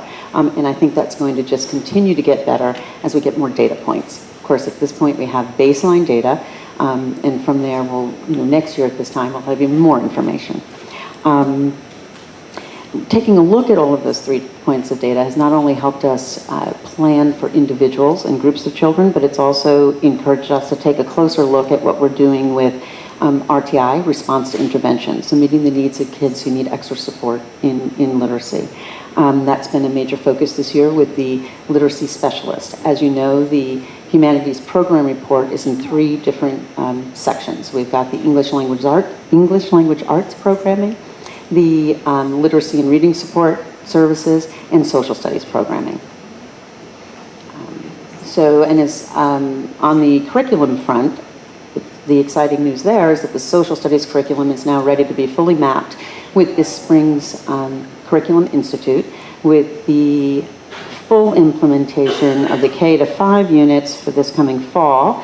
6 to 8 has phased in the 8th grade units this year, and they're refining 6 and 7 for next year, and 9 through 12 has been working in their new curriculum for the past couple of years. So that's exciting news. And we have an increased focus on writing across all content areas this year. This year, our conversation was more about awareness of different ways to assess student writing K to all the way up to high school. We implemented the Writing Pathways Assessment K to 9, and that's given us a tool. This is a formative assessment that teachers use. We're not collecting that data yet, but it's more about giving teachers a common language and how to discuss student writing and use that data to drive instruction. Moving forward, we'll be using those assessments and the data that we gather from that next year to help refine our units of study and curriculum across all content areas. Sheila Zaval and I worked with the science teachers, social studies teachers, and English teachers to take a look at student writing and what that looks like across all content areas. And that was across all grade levels. With regards to the digital learning environment, of course, working with the new digital tools has really allowed us to make our good practices even better. And so that's something that we've been doing. One area specific to literacy instruction has to do with giving students more access to reading material, digital libraries. So that's an area that we've been focusing on this year. And another highlight, last highlight here, is we've increased the scope of the work that we've done in partnership with the Teachers College Reading and Writing Project. Last year, we had staff developers in 2 of our schools, and this year we increased that. So they're working in 2 more schools, including, so we have 3 elementary schools and Western Middle School this year. We've also developed a digital literacies course just for Greenwich Public School with Teachers College. And so we've been working with staff developers there and going into Columbia University and having them come here as well. No, I didn't know. I thought you were saying something, sorry. So moving forward, we'll continue to refine our use of the assessments, of course, and as I mentioned earlier, we'll have more points of reference for sure, so that we can analyze the growth scores, and in keeping in line with the tile. Yes, the dashboard, the strategic dashboard. And we also, one of the things is we were looking at the SBA data, as when the scores are reported, they're reported out as at or above grade level. So our district's general score, for example, 78% at or above. At grade level is a score of 3. There are 4 different scoring indicators. So 3 and 4 are included in that. When I was looking at the relative data teams across the district, we were looking at the number of students in at the advanced level, level 4, above goal. There are more students at that level at lower grades, and as we go through to 8th grade, it drops, and then it goes up again for high school. So that's curious to us, and we want to get behind that and find out what possibilities might be and plan for that. Part of that work, I think, will be done as we look more closely at the middle school report and some of the suggestions that we've seen from there. So we'll be taking a close look at that. Another area for focus moving forward will be more literacy instruction across all content areas. So we've begun that work this year. We'll continue that as we move forward to broaden that to writing as well as reading. The difference between assigning writing and teaching writing, assigning reading and developing readers. So that's what we're looking at across all grades. And then one other interesting area that we'll be focusing on is continuing our articulation across all divisions. I think, Ms. Berry, I think you said it's been about 10 years since middle school and high school teachers visited in English classes. So that's something we started this year in their entirety, visiting and talking about curriculum and student work. And so we'll hope to continue to do that as well. So again, we did submit answers to the questions that were presented via email. They will then be uploaded to Board Docs with a proper cover sheet. But we're prepared to answer additional questions. Yes, I thought some of those testimonials from the participants in the teachers' college reading and writing workshop were pretty amazing. Mr. Bernstein? So actually on the teachers' college workshop, you noted the success in the schools that it's in. Is there a plan to extend that to more schools, or are we somehow advancing the learnings from that and sharing those practices? Yes, we did expand the work this year, as I mentioned. So we'll be, so now it's in 4 schools total. We did try to find ways this year of offering, because it's a multifaceted approach. So there's staff developers that come into the district. We also had tickets for workshops and different sessions that are held at Columbia University. So this year, one of the plans was to sort of broaden that scope. We purchased more seats to those workshops. So we offered those to teachers who don't have staff developers in their buildings. We also work very closely with the district coaches. They've been integral to this whole workshop approach, and they take part in every session, as many as they can, and then turnkey some of that work as well. We also are utilizing the digital tools to help keep the conversations going and the work going. Just to follow up, if I'm hearing you correctly, we're going to get beyond the 4 schools, though. We would like to.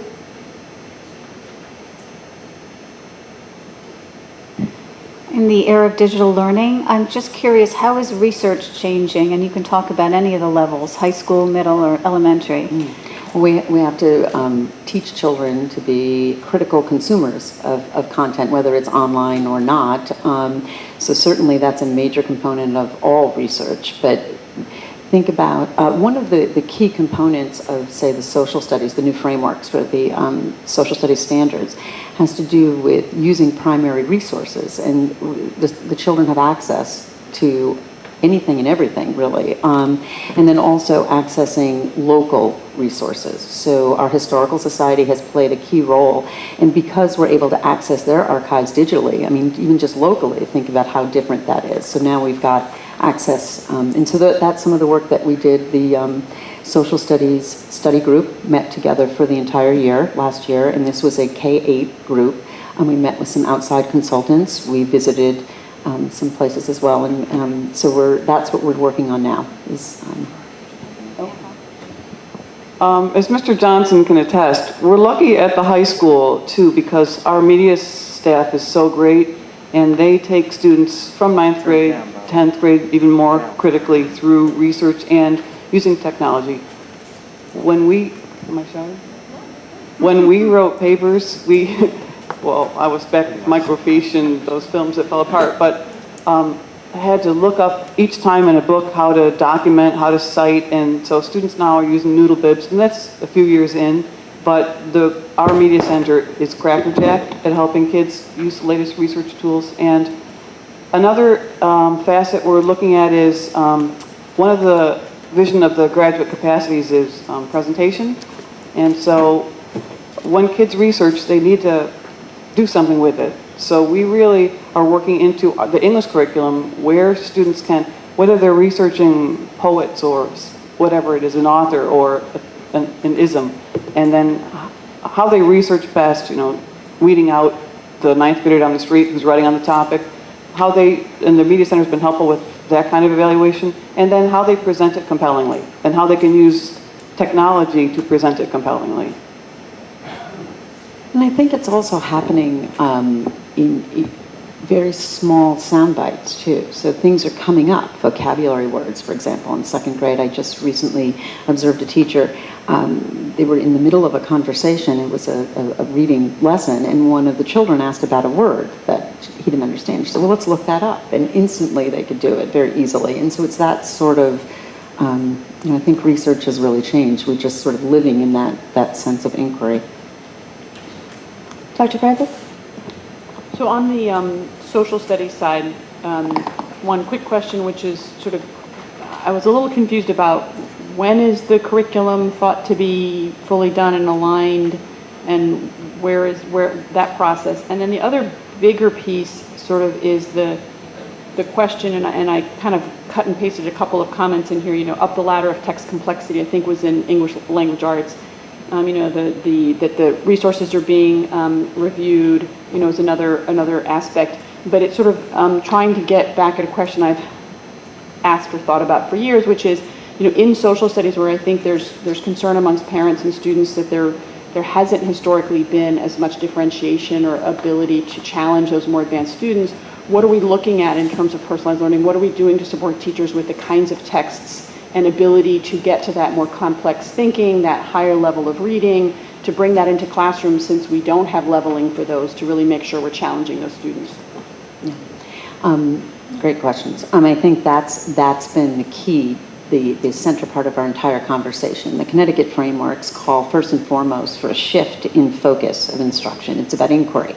We're very familiar with that, and utilizing the primary resources and local resources, and then also at the end of any particular unit or school year, the idea of taking informed action. So all of those pieces speak very clearly to personalized learning, and it's really helping us, but we're utilizing the social studies curriculum in general to help us think about what we mean about personalized learning, really, the teams with whom I've been working on.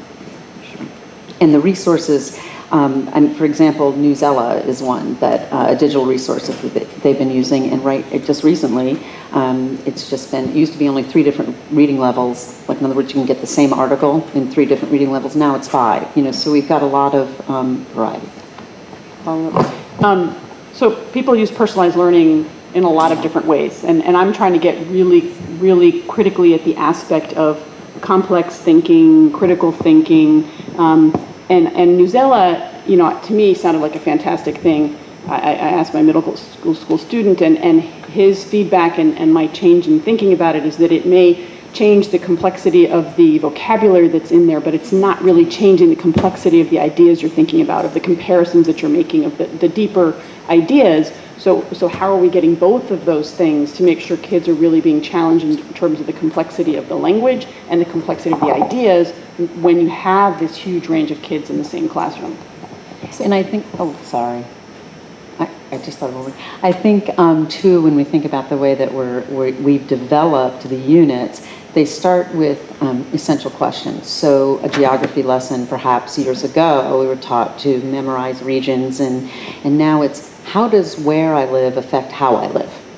That's a pretty complex question. So I think that's the crux. If you take a look at the Connecticut frameworks, they're all laid out that way. And if you start with questions like that line of inquiry, then students drive their learning and where it's going to take them, and that's truly where you're going to end up, they're going to personalize their learning for themselves.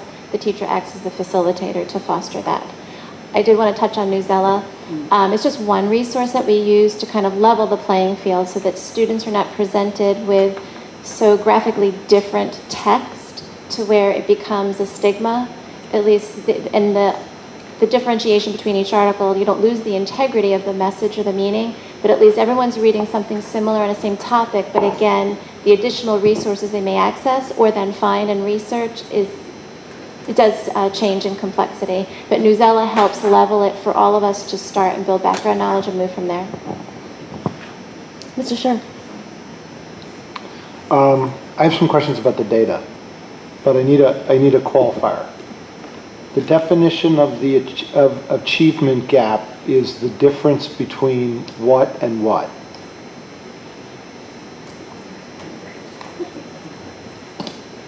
I think where we were living was in the previous monitoring report outline. So in the data appendix historically, when achievement gap data was being requested, that's what we reported on. So we can certainly go back based on the clarification. This is nothing to do here. I'm interested in the administrators. When the administrators refer to achievement gap, they are talking about the difference between what and what. It's a question to the administrators. I don't have an answer of what it should be. I'm just trying to get the answer of what people are thinking about when they refer to that term. I would have to go back to the work that we've done with the achievement gap report and Dr. Okay, is there anybody here who knows the answer to that question? As it's been reported in the past, it's the difference between the performance of students who do not qualify for free and reduced lunch, ELL, or special ed, or have one or more of those factors. Okay. As it's been reported in the past. So it's not the difference between, okay, in the rest of the world, Well, hang on, let me check. Does anyone want to correct me, or is that? I mean, it's looking. That doesn't make any sense, but that's okay. Well, Yeah. I mean, the achievement gap is looking at different average performance and then looking at the population groups that may predominate at those different points and basing that predominantly then the predictors are, it's not causal, but the correlations are those factors that Laura just mentioned. Yeah, I wasn't But the on that. gap I wasn't is- on that question. I'm on So- the question of the gap is the difference between. So it could be. I'll give you choices, right? I could make them up. It could be the difference between the performance of a student versus the state average. It could be the performance of a student in a hold on. It could be a demographic group and their comparison to another demographic group. It could be a lot of different things. That's why I'm curious. I think a lot of different people describe that differently. I'm trying to understand, because I look at this data and I don't want to draw my own conclusions. I want to understand what the common lexicon is, what we're talking about. The common lexicon would be from a demographic group basis. You know, why do you have less representation at higher performance, typically for low-income students, and where that crosses over into different ethnic and racial groups? That is, you know, how it's defined. I mean, the Achievement Gap group at Harvard University defines it that way. If you go into most literature on what the Achievement Gap is, it's rooted in demographics. You might have a differential results that would be state to locality, but the achievement gap is a discussion and a set of analysis and demographic group differences. Here's the, maybe you guys can answer this. I sense there was some good news in this data that you presented, and I expected to see, quote, much bigger gaps. And now you represented this by school, much bigger gaps than were actually there, or they didn't seem to be as large. They weren't as alarming to me as they have been historically. And I can't figure out if that means we're improving or the data set I need to be looking at is sliced a different way. So I'm looking particularly at analysis of district-wide baseline performance on ELA assessment claims by building. Right, so we always talk about this, and we've always talked about achievement gap in terms of schools. We named and said these schools are, we wind up meaning, or frequently winds up meaning, an achievement gap school. And, but I see the good news is that on your first table, if I'm reading it right, Teachers College is improving performance in 3 schools that you've listed here. JC, New Lebanon, Ham Ave. At or above goal in writing, these are some pretty nice numbers. You know, if this were like down at 50%, I'd be really worried. But it looks pretty good, and it looks pretty good vis-a-vis Connecticut averages. It looks pretty good vis-a-vis Dirk B averages. It looks pretty good. The other thing is, and maybe you can tie it into this, as you disaggregated it into the 4 areas, reading, listening and speaking, writing, and research, as I look at that and I look for gaps, you see some places where the percentages are a little higher, but these are not bad numbers at all. What was interesting to me is there's almost no gap in listening and speaking, but in reading and writing, you see more of a differential. So that's why I'm asking the question. I'm trying to get clear what you guys are talking about when you talk about this topic, and what should I take away from this data set?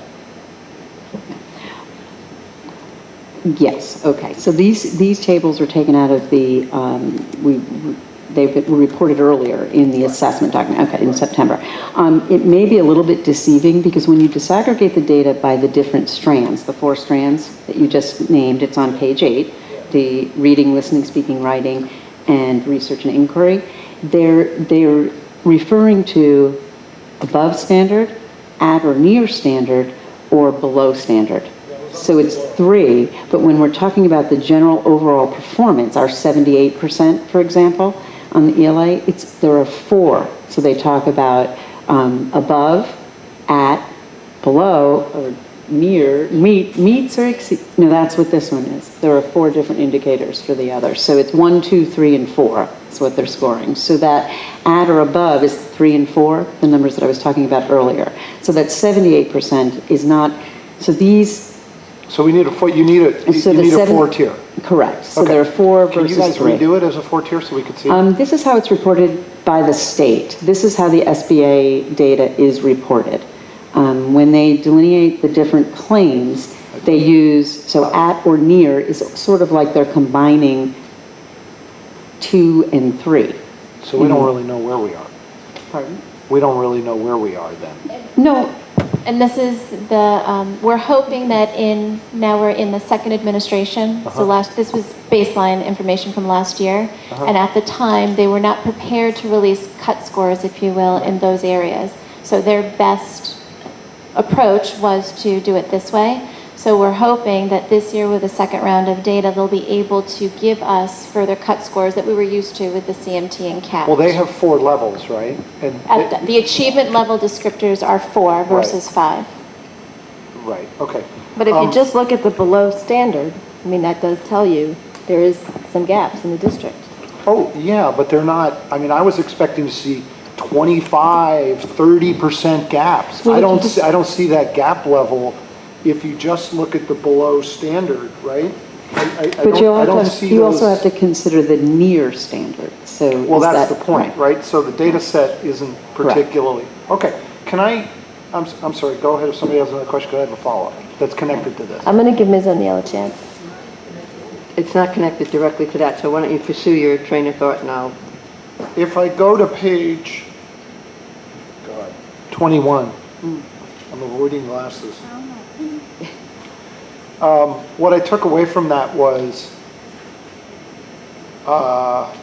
kids have an ability to speak, right? It's pretty high.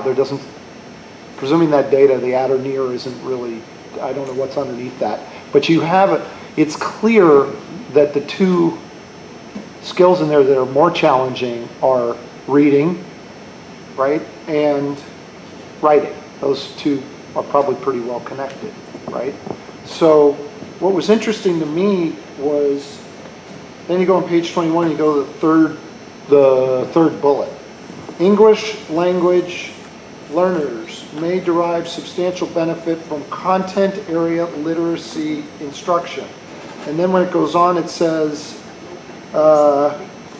it essentially said they need this skill because eventually they hit a place in their academic career where it's nearly all English language curriculum materials, right? I could imagine that certainly happens at the high school. I don't know how much earlier it happens. My question is, research seems to show that if you work with ELL learners, longer than typical, like Connecticut State Standard requires. I think Connecticut State Standard's a minimum of a certain number of months, but now research is showing you should actually extend that, and the critical time to do it is a child age 9 or younger.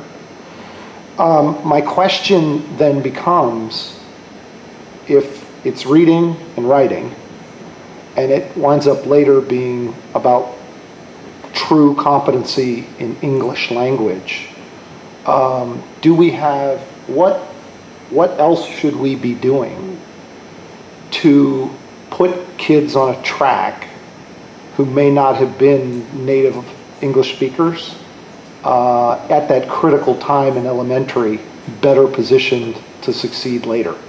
Before you answer that question, Ms. Applebaum, do you have a motion to extend the meeting?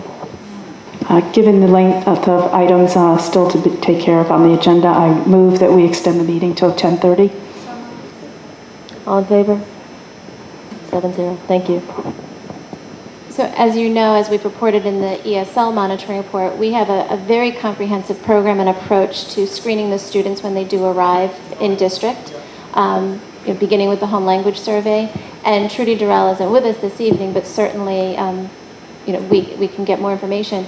But with that, we do keep the students enrolled in a program and with supports longer than, yes, the state may require. But we do also try to exit them as quickly as possible so that they can be matriculated into the mainstream classroom. So it's a very intensive program, what we do. Again, I need Trudy to say what more do we need to do. We are providing them multiple ways of accessing the language, whether it's through the environmental print in the classroom or using the digital tools or the one-on-one instruction, and certainly listening to their peers in the classroom. That's where it's most powerful to acquire that language. It is dependent on the child and how much of their Bix and CALPS they've acquired prior to. They have to master their own language too. Yeah, I guess my point was, you see that it appears, and that you have to see the at or the near, but it looks like the below on verbal, it's like nearly everybody else in the district, which tells me that those kids, whoever they may be, have a tremendous command of the spoken word. And that's great, right? So I'm wondering, I guess what I'm trying to figure out, Irene, is I'm wondering if we shouldn't be, you talked about interventions, if we shouldn't have a more comprehensive intervention, looking at research like extending ELL. I know people want to get out of that. Maybe that's not the best Whatever thing. is best for the child, the individual Yeah, but I think there's student. lots of current research now that shows extending that actually helps accelerate the child, which acceleration is always a challenge for us. So I think we have to be, again, this is baseline. So the way, if you recall back to my wonderful presentation of the assessment report back in September, the way the data is collected from the assessment blueprint was very different for speaking and listening. It was actually, because students did not speak in to the assessment platform. The way they gathered the data was through their writing, how they spoke through their writing. So going forward now this year, it's collected in a different way. So we'll have to see what the data tells us in this particular claim. Ms. O'Neill? Is the board, are you going to report out the STAR data to the board at some point? That's a universal screen, and it's reported out through the dashboard in that the formula in one of the tiles through the growth model, but we were not planning to report out the STAR data because it's for the schools and for instruction. That lower part of the triangle. All right.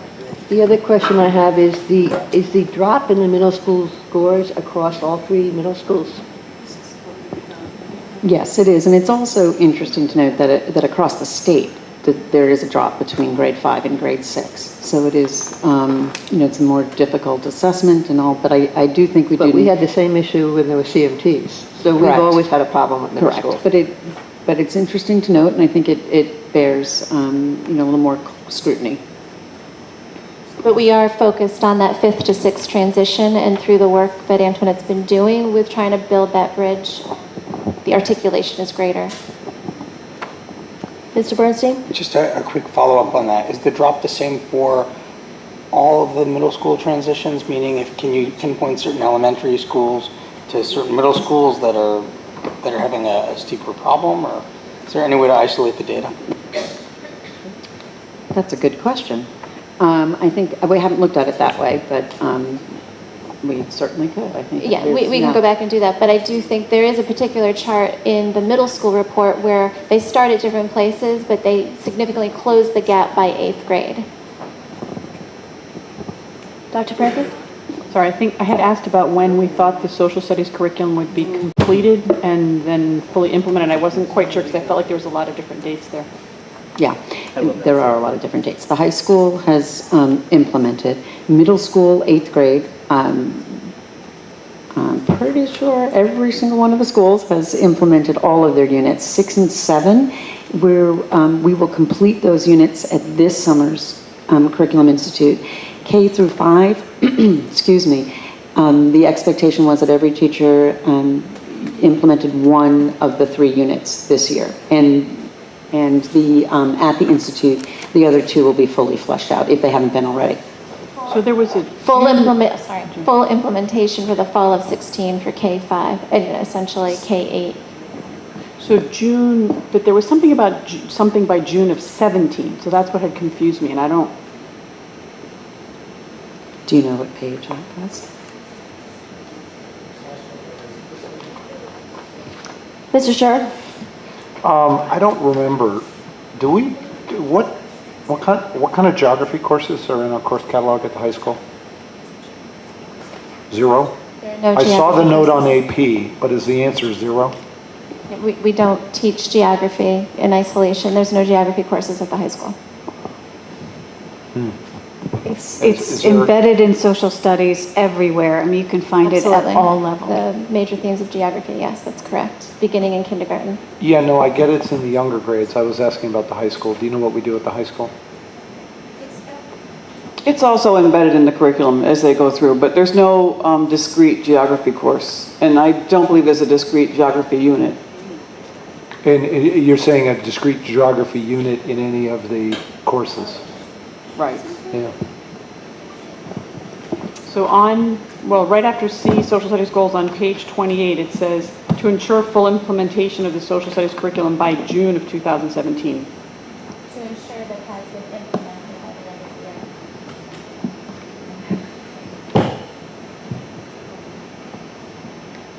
the year. But then it says July 2017, acquire materials and resources to support implementation.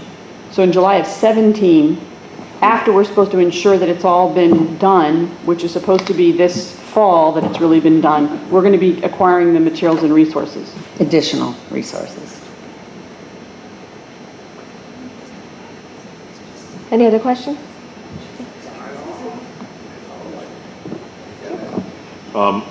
Bridget, how come Greenwich High School did so incredibly well on this? I mean, you outperformed Durgay, you outperformed a certain district named Weston.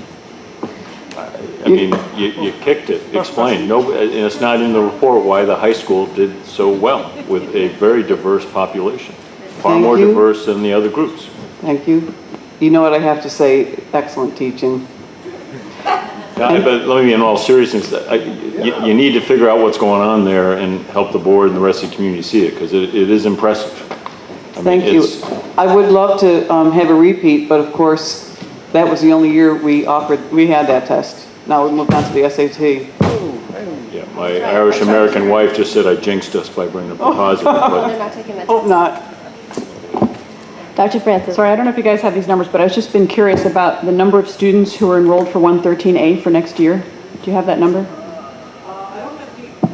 I don't have the number handy. It's under, I'm going to guess it's around 90. We have one more section. Go figure. Okay, thank you very much. Thank you. All right, now we're moving on to preschool report. Ms. Ford and Ms. Kenny, thank you for sticking with us. She doesn't have to do it long. That's right. She doesn't have to do it much longer. She's going to be moving on. I'll just give you a brief intro and then I'll turn it over to Dolores. What you have before you is the preschool report. Just to give you a context, we are running 12 preschool classes this year at 4 different sites. Our hope is that we are relatively stable in these sites for the next couple of years based on enrollment, but that's always been the difficulty is that we are placed in buildings based on available space. We are in the preschool business because we are required by the IDEA to provide services to young children with disabilities on the day they turn 3 and continue until they enter the kindergarten program.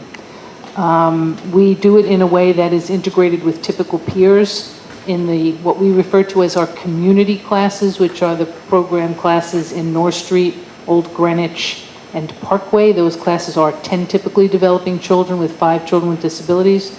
At Hamilton Avenue, because that is zoned just for Hamilton Avenue students, and those students tend to have more risk factors. We go with 11 typical students and 4 children with disabilities. We are currently oversubscribed for kids with disabilities. We've not been backfilling some of the kids who leave who are typicals to try and keep the numbers in line. But as I've mentioned to you before, on the day the student turns 3, we have to give them a seat. So we just have to make sure that we always have the capacity to enter students. In the past, many parents have chosen to keep the children in their birth to 3 programs. That's not the case anymore. They are bringing them to us with 2 and 3 days left of school. They come to us and start the program. So Dolores and I did work together to get you the questions. I'm sorry they got to you so late. We'll put them on the into board docs tomorrow. But I'll turn it over to Dolores just to give you some comments about the report in general. Thank you. Thank you all for your questions and for reading the report and really processing all the information that was in the report. It's been a very, very exciting year, and we continue to grow and develop. Let me see. Did this just go out? Did my battery just die? My battery? Yeah. Okay, no, it's not that. I just want to take some time to make some comments, if that's okay. I want to thank, there, how did that happen? Good thing I'm leaving my computer. I just want to share with you that the process of completing this monitoring report really provided me a lot of opportunities for self-reflection of all the professional strengths and areas considered for growth for the preschool program, the preschool staff, and also the Greenwich Public School preschoolers and their families. I want to take some time to really recognize the preschool staff, their talents, the wide range of abilities, coupled with the fact that they have a dual certification. All the teachers have both the general ed and special education certification in early childhood education. The state of Connecticut only allows a teacher to work under one certification, and that certification would be special education. I have to really recognize the fact that we, the preschool staff at large, assume many roles in our position. We're educators, parent trainers, good listeners, and advocates for parents with young children identified with a disability as they negotiate the policies and procedures that are huge in the special education process. What is thrilling for me is the excitement that parents feel when they see their child identified with a disability in a preschool environment, accessing the preschool curriculum and participating with their age-appropriate peers. It is not only rewarding, but it is amazing to see the growth that these children make from when they enter the program and leave within the 2 years, some 2.5. If your birthday's in January, you get to stay a little bit longer. I feel tonight that we can celebrate the progress and success of every important component that I spoke to about the preschool, and awareness that there's work to be continued in the areas of parent engagement, the draft preschool curriculum, and the recognition and impact of a preschool to 12th grade district, which is very exciting for the preschool community at large.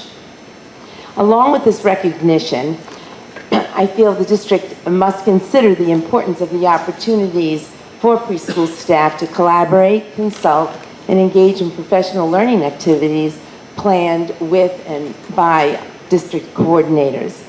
All of them have been great with consulting with me on a personal, professional level, but I think we need to extend and incorporate some of the professional learning that teachers from K through 12 are having to the preschool level. This recommendation supports curriculum alignment for the early childhood years, impacts opportunities for collaboration and conversations across levels, including but not limited to research-based practices that increase student achievement and the growth and development of young children. There's a recommendation, personnel, to provide opportunities for the preschool and kindergarten teachers to understand cross-level expectations of students, implementation of the curriculum standards, and a shared commitment to implement developmentally appropriate practices in a rigorous learning environment. And we have some of that going on right now. We have a cross-level meeting on May 18th with 100 participants from the community preschool staff and about 20 to 25 kindergarten teachers, along with the GPS preschool staff. And Fabian, I'm sorry, his last name. Joya Boye. Okay. Is going to be the presenter about, and is going to talk to all of us about anxiety and stress in young children and what we can do about it. So this meeting has grown from 40 to 50 to now an attendance of nearly 100 teachers and directors. So we're very, very excited about the collaboration that's going on. Much appreciation to Irene, who invited members of the preschool staff on her journey for the development of a high-level curriculum that embraces and provides the implementation of the Connecticut Early Learning Developmental Standards. It was a year of new learning and a real paradigm shift for the implementation of curriculum standards and leaving more established themes and topics behind, replaced by open-ended topics of investigation and study. Many thanks to the principals and staff of the elementary school sites where the preschool classes are housed. Trish Veneri at OG, Patty Allen at Parkway, Jill Flood right here at North Street, and Cindy Ringland, who is really continuing to include the preschool in professional learning plan for STEM, including their participation in curriculum nights, plan to provide opportunities for parents to participate in activities that, with the implementation of the design of STEM and the early learning standards. I think we have a lot to be thankful for, we have a lot to celebrate, and a lot of work to do. Thank you all very much. Thank you very much. Questions? Ms. Dayton. I'm not going to repeat the many questions I submitted because I know they're going to be posted tomorrow. But I would like to note that we can only satisfy the demand for about half the applicants according to this chart, if I'm looking at it correctly. Is that correct? Only half. So I'd like to find out, are we supporting the needs of our early childhood population between the time they're 3 and the time they enter kindergarten, wherever that may be, through other schools? Or if we cannot, I think we have a moral obligation to help to satisfy part of that demand. I'll start and then I'll turn over to Dolores. We had actually, coincidentally, today was our school readiness meeting, and you participated in that. It's a private preschools in town and other agencies in town. And a lot of the discussion was around the joint activities that we have been sponsoring and participating in with all the preschools. So, we've had this discussion for years about how far do we want to go in increasing preschool. I think right now we're at a place where we are meeting the needs of the kids with disabilities. We are meeting the needs of the Hamilton Avenue community because they have priority for the Hamilton Avenue sites. And we're supporting the teachers and staff in the community preschools to try and help them become more connected to what we're doing in our preschools. I have to say we do a great job of doing our best to find children that might not be placed in a preschool, if I'm understanding your question. We also, through the preschool, the Readiness Council, look for scholarships. If we do not have room, we work closely with the Family Centers programs. So at this point in time, I cannot say have the knowledge of anyone not attending preschool, but I'm not to say because of the data collection that we are aware of those numbers in complete capacity. One thing I would like to just highlight is we just finished a program with the Y where Fabian did a positive behavior support multi-day training jointly with our staff, the preschool staff from the Y, that included workshopping, but he also then went into the preschools. So that as the students transition from that Y program into JC, the preschool teachers are aware of the kindergarten teachers, they know them by first name, and the kindergarten teachers know the pre-K kids who are coming in from that program. Mr. Bernstein? Okay, Dolores, forget the fact that all these people are here. Okay. If you could fix one thing, if you had a magic wand, what would you do? Go big. What would I do? I would provide transportation for the New Lebanon preschoolers in that attendance area. It's the same way we do Hamilton Avenue. Is that big enough? Ms. O'Neill? I just wanted to say publicly to Dolores to thank you for all your work over the years. We've worked in various capacities over many, many years, and I wish you a very happy retirement, and thank you for all you've done for the district.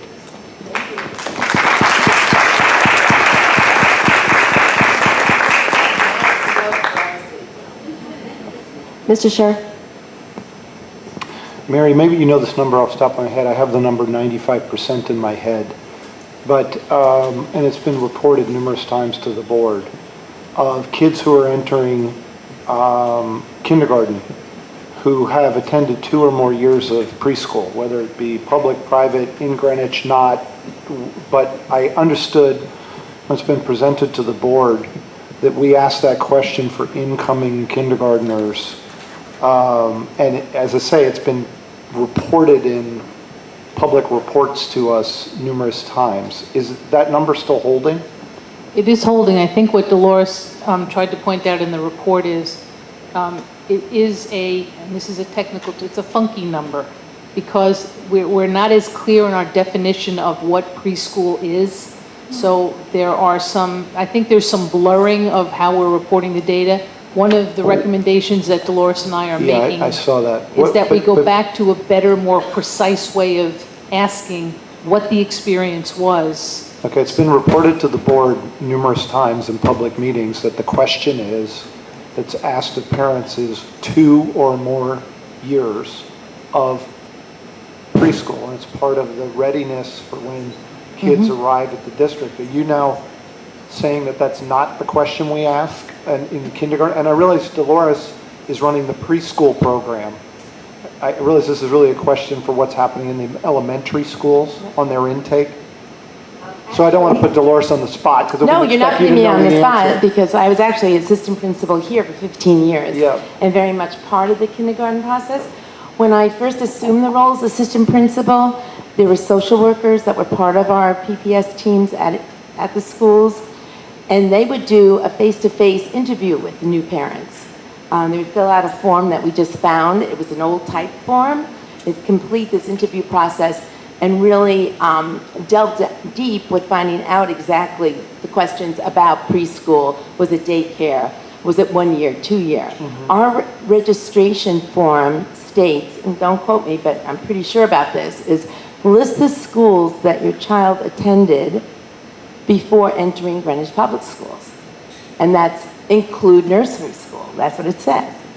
It doesn't really specify the type of school, the length, how many years, nor the setting, and whether they completed the 2 years, were there any concerns. So I put some recommendations that I think kindergarten entry needs a separate registration form for parents to complete. That's different than our little pink sheet. That may suffice for the children entering. We need more information. Yeah, it's really important that if the board gets data, it's accurate. So thank you for that clarification. The other question that I had is, I have two other questions, and maybe I'll just give one if everybody else wants to go. Of the kid, I guess we had, what was it? We accepted 69 kids who applied to our program, not including the kids who were required to have services as a result of birth to free and developmental delay.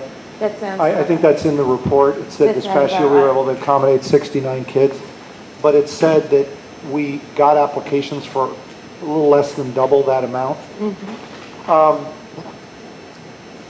I think I heard you say you have no idea where the ones who were not admitted go. No, what I want to clarify that. What I said now, at this point in time, I do not know of any child, 3 to 4 years of age, 4 years of age, that is not in a program. Because we really actively try to find children, not with just special needs, but those that may need a program. Mary Ann Murray, district social worker helps us with this. My experience would be, or my personal experience was, we applied to multiple preschools. And I'm wondering if which would be pretty typical, I would think. I know in New York City, it's, God knows how many you got to apply to. But do we know if people applying to our preschool are not following that model? I mean, do we have any data that indicates they're not like other parents? And I wouldn't think they would. I would think they would be identical to other parents. We've actually revised our timeline and pushed it back or forward, back a little bit. So there was a problem with parents having to put a deposit in a preschool before we determined whether they had a spot or not. Right. And that was very difficult, and I understand that. They didn't want to lose their money. Some parents still, I find, put that deposit down for that preschool. And come August, may decide to go to the other preschool for whatever reason. We don't require a deposit, so it's a little difficult. We'll come August and we may have some more openings. That's why we keep a waiting list. Okay. But I think parents do apply to more than one setting. And if they're in a setting at 3 years of age, the child's in a setting at 3 years of age, they may want to get in our preschool and try again, but still hold the spot. Okay, so... Hang on, sorry, Mr. Bernstein does have a question if you don't mind. I'm just going to verify that because both my kids went through the pre-K program, and one was admitted in late August, the other one in September, and yes, we had paid and started in the case of one of them. So Okay. it does happen. Yeah, and I do think that's... My other question was, and thank you for the answers, I know there were a series of assertions made in the report, particularly about kids in New Lebanon, what parents are interested in, and I was interested in really getting hard data behind it. I read the answers that you guys posted to us at about 6:30 this afternoon. Am I reading it right? It looks like these are things we kind of know anecdotally, but we don't have any data behind it. Is that the right way to read that? Like as an example, there's an assertion that says, oh, there are a whole bunch of people who aren't applying because of distance. Or there's a whole bunch of people who aren't applying because they don't have transportation, as an example. But I didn't see in there, when I asked the question a couple days ago, I said, what kind of data do we have behind that? I expect maybe we have surveys or people who, I don't know what we had, but it doesn't look like we really have any of it. Is that right? Well, we haven't qualified some of that information. We know that New Lebanon preschool was always full and with 10 to 12 children in it every year, and we're not seeing that population anymore. We did have 9 children last year in the New Lebanon attendance area, but I think, and 13 are going to be accepted this year, have a spot. We do have a couple instances. They call my assistant, Anna Abbott, and they'll say, well, is there transportation? And if she explains, no, there isn't, that's Hamilton Avenue attendance area, they'll say, well, then I'm not going to apply. Or if they get a spot and we inform them of that spot, they may say, oh, is there transportation? And then may not take the spot. Okay. But we'll have to keep more careful data. But I think it is because if I looked at the report, it says we admitted every kid from New Lebanon who applied, and we admitted every kid from Hamilton Avenue that applied. No, it says here, it says in the report in the lottery, it says there were some. Oh, okay, I see. Yeah, so. You mean they all I'm- got I'm, Right. yeah, and I think we said, and the other thing is, Mary, just let me ask one question. We are permitted to transport preschool children on a bus? Okay, because I think, I got an inquiry, some administrator, I don't know who, or a board member, recently told an RTM district in the budget that the reason we can't have transportation to Parkway is because we can't transport preschool kids. I worry that I don't know how that happened, but, because I got phone calls immediately afterwards and said, wait a second, we can't transport kids. I'm like, well, what do you mean we can't transport kids? The administrators are asking for buses specifically to do that. I don't know, does anybody know how that disconnect happened? No, as long as you have a car seat and then a monitor for X amount of children. It's the time, honestly. It's small children on a bus, and we've been through this when we've looked at. No, I just busing asked a kids. question. They inserted in a report that they would like, one of the recommendations was, please provide us a transportation, that's one of your recommendations, right? Fund transportation for students from one part of town to other parts of town, right? Yes, I That is don't know your how that recommendation? happened. That's a total misunderstanding. We can transport 3-year-olds and 4-year-olds on public buses If we chose to do it. if we choose to do it, and we do it. We do it every day. We have kids on the buses, and we have many car seats. They just have to be in car seats based on their age, weight, and size. I'm sorry, say that, so we're doing that for the sped kids. I'm sorry, I didn't hear you. I'm sorry, wasn't familiar, we were actually doing that. Most of the, well, if they're Who are a the child kids with we're a doing? disability, Yes. and the IEP calls for transportation, we're required to do it. There are some occasions where there's a sibling and they're going to the class together. If there's room on the bus, we'll let the sibling ride. We do that for all of the special ed buses. If there's room on the bus and there's a sibling, they can ride the Does the bus. sibling, I also asked, does the sibling preference in the lottery apply to children who, there's a sibling preference pre-lottery, actually. Yes. Does that also apply, and I understand it applies to a kid who came in through the lottery, does it also apply to a family who has a kid attending because of developmental delay or in their IEP? Yes. So Yes, we do. The only difference is I don't believe we allow siblings if the child is taking a third year in the preschool. So we have a very small number of kids who stay for a third year in the preschool. If the sibling is in the third year, I don't believe we allow siblings in grandfathered off that kid. Because what caught my attention is the 69 kids applied. We accommodated 69 kids, but we have what? How many spots? At least 120, right? No. How many total spots do we have? We probably have about, well, we must have 69 openings. We have some for 4-year-old and then 3-year-olds. Right. 3-year-old children move up to the 4-year-old spots. So if there's any movement or we need to balance the age groups, then we will add some 4-year-olds. But you have a better chance if you're a 3-year-old. I'm sorry, Especially- Dolores, I didn't clarify my question. Of all the 12 classrooms we have, what is the, regardless of why the kid's in the system, how many total kids do we accommodate in our total preschool program? 80 typical students in the 8 classes in the community, so that's 10 in every class. 44 typical kids in the Hamilton Avenue classes.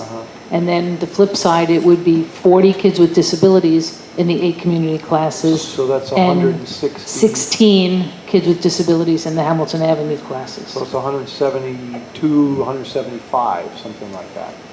It was 171 presented in the December report. Yeah, I couldn't, yeah. And So we're it's a little above that. 171, and after we put in it's 171 minus 69 is what's already pre-taken before we hit the lottery this year. But I don't, Yep. yes. Yep, okay. Thank you. And I just wanted to clarify that what was in the report was actually that the transportation for New Lebanon students was listed as a barrier. your comment was in response to Mr. Bernstein's comment, and you're going big.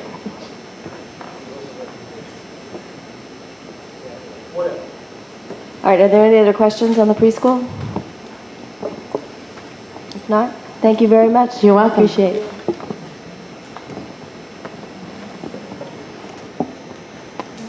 Next, we're bringing back the middle school report. This was, again, a thesis, and board members had asked for some additional time to digest what was in it. So I don't know if Dr. Flanagan has any opening comments or if we just wanted to take questions. Sure, I can do the questions in just a minute. So our purpose tonight is to get guidance and feedback from the board on the future focus areas to guide our work this summer and next year.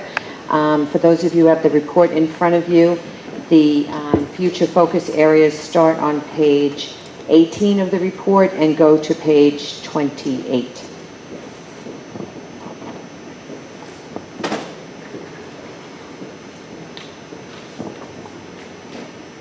Dr. Francis? I have a few comments, so I'll probably just take a couple turns. I mean, I think certainly I would strongly support looking at the block scheduling. That seems like something that you guys really feel might help us in terms of addressing a bunch of the questions and issues that are going on. I would add in, as there was some discussion, I think, of the fifth, sixth grade transition. And I would add into that looking at parent aspects of that. I think there's a lot of focus on the student aspect of that. You know, one of the things I've liked is I think there's been a lot of work on improving some of the parent for the 8th, 9th grade. I love the new packet that came out, so I think really doing that. I found the 5th, 6th grade transition harder than the 8th, 9th in the sense of feeling clueless. Like what are specials and what precludes what, and I don't know anything about band, and you know, my son's just, there's just so much stuff there that's different, and I think that would be really useful for engaging parents and making them feel like they're part of that. The other thing, and I understand this is a difficulty, but there's so much discussion about trying to get middle school parents involved in the school and engaged in their students' learning, but there's no conferences. And I know that's hard, but that's a huge change when you go from elementary school to middle school. There is sort of this sense of they want you engaged, but they want you out of the picture. It's a weird combination of feeling there. And I think to kind of figure out how you kind of try and do both of those things, but you know, I know when I went there, I'm like, okay, well, I still kind of want to know what's going on with my kids. So I think that parent engagement piece is important, and I thought it was really interesting looking at that data of how K through 8 schools seem to do much better in terms of that continuation of achievement, and you know, maybe, who knows, that's one piece of it. So I think that was, yeah, I think I'll stop. Ms. O'Neill? Yeah, I wanted to also emphasize the importance of the 5th to 6th transition and how it should be standardized across the district as much as possible, and something that's videoed in a professional way so that it can be shared over and over again with parents who don't make that. I think it's extremely important to involve the parents, not just inform them, but to involve them. And when I was in middle school, we dropped the middle school conferences because the middle school teachers did progress reports, and maybe it's time to rethink that. The other thing in terms of transition, you know, we talk about sending middle school teachers to high school and so on, but I'm also wondering about middle school teachers going to elementary, but not only them, but to send this, like, the middle schools have a lot of mental health personnel. They have psychologists, a social worker, and 3 guidance counselors.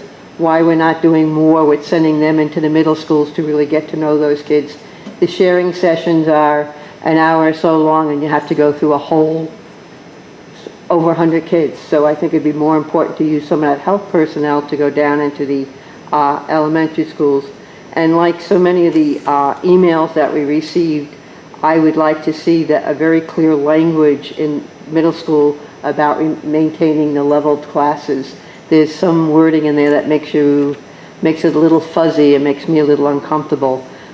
And part of that is because we need a rigorous curriculum, because obviously we've gone through series and years of CMT tests, and now we've got the SPAC test, and we still have this continuous weakness in the middle school, and we haven't seemed to be able to pinpoint it. And I don't think teaming is the answer. I don't think it's more people. I think it's using the people we have more effectively and looking at the curriculum that we're trying to teach them. Could I just ask, I couldn't hear what the first part of that was, that I heard the whole second part, but the what was not the issue? I know you said, I know teaming wasn't the issue, but what was the first? No, mental health going down, I got. To make sure that we keep the leveling and to keep it, so that the language is very clear in it. Ms. Dayton? I support leveling as well in the middle schools, but with the idea of having double blocks, I'd like to see a lot of flexible grouping in our core academic subjects. I think that would really benefit people and not lock them into a particular performance level. And then I went to the original Carnegie recommendations, which were referenced in the report, but not per se, just the idea that they were the gold standard. And what they're really talking about there is creating small learning communities. They don't really talk as much about how the teams are formed, but the idea is small learning communities where the teachers know the advisor to all the students in that small community, and that the advisor to each of those students talks to the teachers of that small learning community, so that there's an integrated system of constant support on the academic level and on the social emotional level. And I have to admit, I didn't look back at every line of the original report. Is the idea of small learning communities captured in the recommendations? What is captured there is the idea of, where is it, flexible schedule, which you had mentioned, and having the ability to flex the time, so that if you're the social studies teacher and I'm the language arts teacher, that we can plan together and combine the instructional time that we have jointly to maybe give you 50 minutes one day and me a half an hour, and then the next day me have 50 minutes and you have the half an hour. Mr. Bernstein? So on middle school transition, I'm going through it now, so I'm probably your test case. Mm-hmm. The first outreach we had from the middle school was actually from the orchestra teacher. Not knowing what it would involve, we were asked to commit prior to even being in the school for an open house. So it's a little bit daunting for parents when the first outreach is sign your kid up for something you don't know what they're committing to in terms of their schedule. I think each of the middle schools is doing it just a little bit differently. Consistency seems to be something we can make great strides on pretty easily. I actually was very lucky in that we were lingering after the meeting, and a handful of parents got a tour of the building. So that was amazingly helpful, I think, for the people that I was with to understand how the building functions, how the kids move around the school. Maybe that's something that could be standardized. Leveling, I'm just going to say it, I support it. I think if we're going to challenge each of our students to the best of their abilities, it's something that's here, and it's something that's here to stay. We need to figure out how to best embrace that. We continue to chip away at the edges, and we continue to talk about it as if it were something that were going away. It's not going away, so let's figure out how to use that, and whether it's having some sort of group activity, as Jennifer was suggesting, or otherwise. It may be, mixing kids in other ways will help everybody, but let's figure out how to do that instead of trying to just chip away at it, because we're going to continue to have to talk about it if we keep doing that.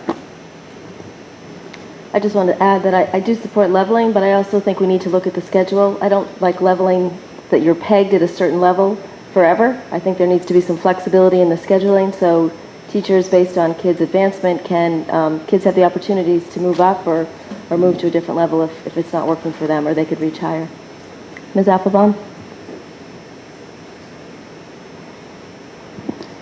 Thank you for the full report. I definitely support the look at the change in the scheduling and exploring that in a way that best meets the needs from the standpoint of students at levels, just as others have said. I am going to date myself. My children in middle school actually had team meetings and conferences, and it was very valuable. So I support exploring how we might best capture the benefits of teaming and what it brings within the concept of what we can do and how it fits with leveling, how it fits with perhaps scheduling changes, and what recommendations you might come back with. Ms. O'Neill? In reference to the statement in there about increasing learning time, I was thinking about using the supplemental funds and whatever else for befores and afters program to keep kids engaged, to teach them all sorts of skills and whatever, where there's choice, just like they have an befores and afters program in the elementary schools, which are very effective at keeping kids engaged. It's something the middle schools have not embraced, but maybe they need to rethink that as a very economical way of extending the school day. Dr. Francis? The GPS future focus areas was a section. One of the comments that I have about that is sort of trying to understand better how the GPS status is determined. I understand the superintendent's middle school work group was primarily the source of that information, and I feel like in the next step, I think that really needs to be expanded. I think, we've talked about academics, we've talked about how well that is going. I think looking at standardized tests, I think getting information from students and parents in terms of level of challenge, because when I see, to me, one of the reasons we're having this conversation, certainly from the parent perspective, was a lot of concern from parents that students are not getting the level of academic challenge in middle school that we were seeing in other areas of our schools, the elementary school and the high school. So I feel like that's an issue that should be addressed, and I don't know that we should only have administrative determining whether that's really happening or not. I think there's a broader way to try and evaluate that in terms of our future focus areas. And I mean, I guess it's been said a lot, but I think, the question of leveling, it is still troubling to me to hear some of the statements that were made in here, and I understand that you said to us it's not going away, but, to look, there's a very persistent negative attitude that comes up in various places about leveling. And I understand that everything has pros and cons, but we're not hearing the pros in this report. We're not hearing the fact that challenging students, we got that email about grit, which is something I've talked about for a long time. It is scary for me to think about kids who can go through school and not be challenged, not feel that need for grit. And it's not even just the advanced kids in ALP. I was at a focus group, and it was, everyone was like, oh, the ALP kids, they at least get challenged. It's the kids who are in the regular classroom who don't quite make it to ALP that aren't getting challenged. And I'm looking at them saying, well, I'm hearing from ALP parents that the middle school kids aren't getting challenged. So there's a pretty good group of people who have that concern, and I think that data needs to be collected, that needs to be included in our evaluation of the middle schools. Okay, and just remember that that wasn't the purpose of this report. Okay. Interesting. Then it would have been 570 points. Mr. Scher? Ellen, I think the question is what to focus on. So I hope that's the question, because that's the one I'm about to answer. It was all of these things. Yes. Is there anything that you don't think is, an option here? My simple way to think about it, or my input to the committee, would be all around effectiveness and efficiency. Okay, everything's under that moniker of effectiveness and efficiency. And I'll say that because I'm not so sure substantially different models is the answer. So I'll give you some. Scheduling. It comes up 3-4 different places. You go talk about the high school, it's scheduling. You go talk about the elementary schools, it's scheduling. I would have people focus on really trying to solve scheduling as the teachers and the administrators think about improving effectiveness of teaching, which block may be it, but there's a bunch of other places scheduling shows up, but also the efficiency. I don't think we're in a climate where adding more resources is likely something we'll be able to accommodate as much as people might want. So I think resetting the team on here's the task given the constraint, and unleashing their best thinking, I think is probably one area. The other one is, I've said it about leveling. I would be uncomfortable replacing leveling until I saw better articulation of something else. But what I think we need to do is, which is in there, is within the context of leveling, I fully support thinking about flexibility and scheduling. It's so that you can move to that interdisciplinary strategy that we've been articulating. So I would focus there. I would focus on remediation and acceleration. I am troubled, as we all are, on how can we take kids who enter at one level and have them potentially be able to move between a level. I realize it's ridiculously hard.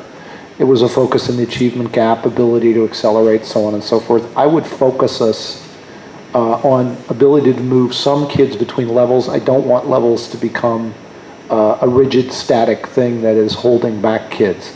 I like the idea about potentially looking at extended day and other remediation strategies. We need to prepare our kids as well as possible so that when they hit the high school, they can really succeed. The two others would be under the category of community engagement. Particularly, for me, it wasn't listed just in there, but I think my kids go to Eastern or have gone to Eastern. They had a wonderful transition experience coming in, and they had a good transition experience exiting. I don't know if it just was the luck of the draw. As an example, looking at Jumpstart. Jumpstart was an exceptionally effective program for my kids entering. I don't know if you guys want to look at that or look at something like that, propose that as something district-wide instead of certain kids being able to participate in that. My last area of focus comment would be, I'm not troubled at all by differences between schools. That's right. Okay. I would encourage you, if Gordon and the team thinks that the best way to serve kids in their community is to have some differences. I don't want those differences to be ones where different kids are advantaged different way, but if it's the right thing to do, I know you guys were looking at that. How much do you want to be standard? How much do you want to be different? I would be willing to I'd like you to have the latitude to do differences if they're the right things to do to serve the community. One item I would stay away from, and it wasn't a big item, I don't know that I would open the Pandora's box on a single school for kids at Parkway.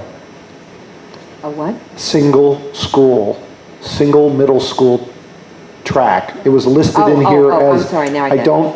I would focus on these other things before I'd open that Pandora's box. Mm-hmm. No, I Does get that it. help? Yep, that was very helpful. Dr. Francis. I would agree with the concept of carefully considered differences. I think are fine, good. I think we don't want to assume that all of our schools need to be exactly the same.